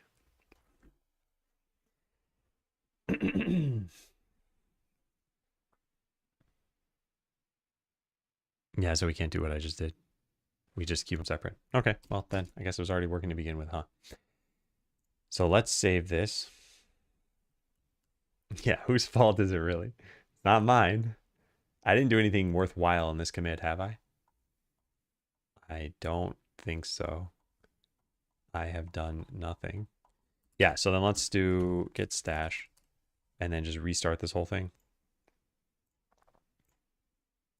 Close all these. Click the restart button. And then I think everything should work well. Oh, I didn't take a picture. Oh, but I have the VOD for that. Adam learns.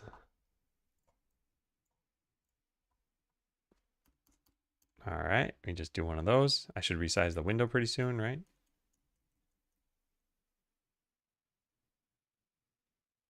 No, this is too far. There we go. Okay, so that's my picture. Gotcha. Okay, then we run this again and we load and we shrinketh the window.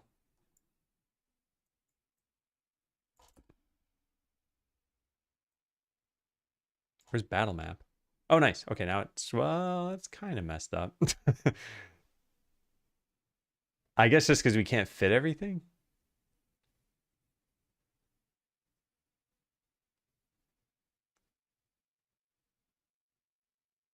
Ooh,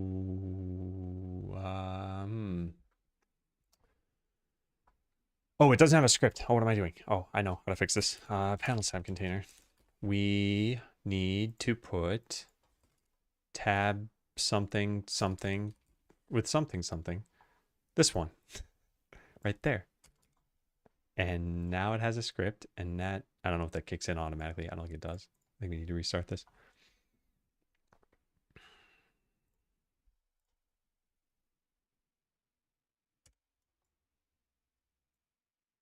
It works. Ha ha ha ha ha. Yeah, there's a weird thing going on there. You can see for just like a single frame, it's flashing in all of the buttons on the bottom. Yeah, look at that. Really obvious right around there. If we refresh this, we can go look at what it's doing. I think it's just putting all of the, yeah, it's putting all of the buttons there. Oh, because this stuff happens on the next frame. Anyway, I don't really care about that.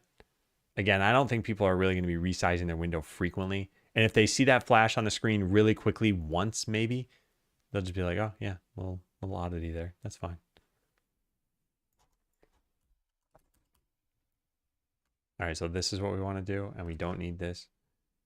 And I close out of all of this other stuff. I don't know if you can reload this. I think I need to quit and then delete this and then reload it. This isn't needed. This just assigned a script to this thing. That's good. Dialog strings, the UID didn't exist, nor did that. Okay, fine. So now I can reload it. All right, now it is almost without a doubt lunchtime. I'm just going to commit this. We've almost made it to noon. I should not have streamed for this long. Let's go check that in. Make main panel resize. When the respond to window size change. Cool, and then add missing UID files. Cool, and then I want to delete this from my stash. I don't remember how to do that. Git stash. How do you delete something?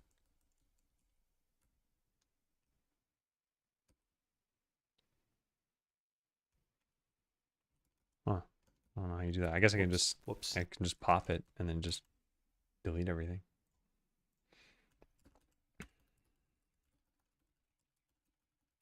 How have I never done this before? Drop. That's what it is. Git stash drop. Have I never done that? Apparently not. Yeah. Trash and old notes. Yeah. All right. Whoops. Okay, so sync this and we remove one thing from our to-do list now. Okay, so total amount of characters now is probably higher than what it was. Yep, we went up by 44 characters after fixing one bug, and it took an hour and a half. Such is life.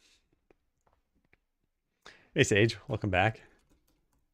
All right, what did we even work on? Reviewed Kevin's PR for remapping controls and then floundered around with a single bug fix. Oh, man. All right, -5. What do we have? Fix an exception. Yep. Yeah, that was it. That's all we did.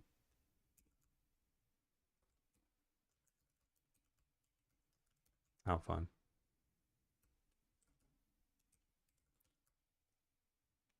Okay, well, I mean, I guess we did technically get rid of this. So our actual number of characters is 56991. Hey, we've reduced the size of the file by a bit. What percentage is that? So we've gotten rid of 0.1% of the to-do list. Yay. Oh man. If that amount of time were representative, by the way, of how much we actually have to do, like an hour and a half, that would be an impossible amount of time. Hey, Pressel. Yeah, so I think it's definitely lunchtime. It is noon. I will be back in about an hour. I think this afternoon we're just going to keep tackling things like that. I want to trim this list down and move things to GitHub. So it'll be mostly organizing stuff. But anything that's quick enough to fix, we'll probably just fix. I know, sad times, but this isn't the end of the stream, or end of the day, sorry. I will be back at about 1 p.m. And I'll try to put in at least like 2 hours. It depends on how I'm feeling. So thank you all for watching. If you'd like to join Discord, here are the links. You can join the Skeletons other one or the Adam Learns one. Probably the Adam Learns one makes more sense, unless you're into the game. And I will see you all in about an hour. Hope you have a good rest of your day. Take care.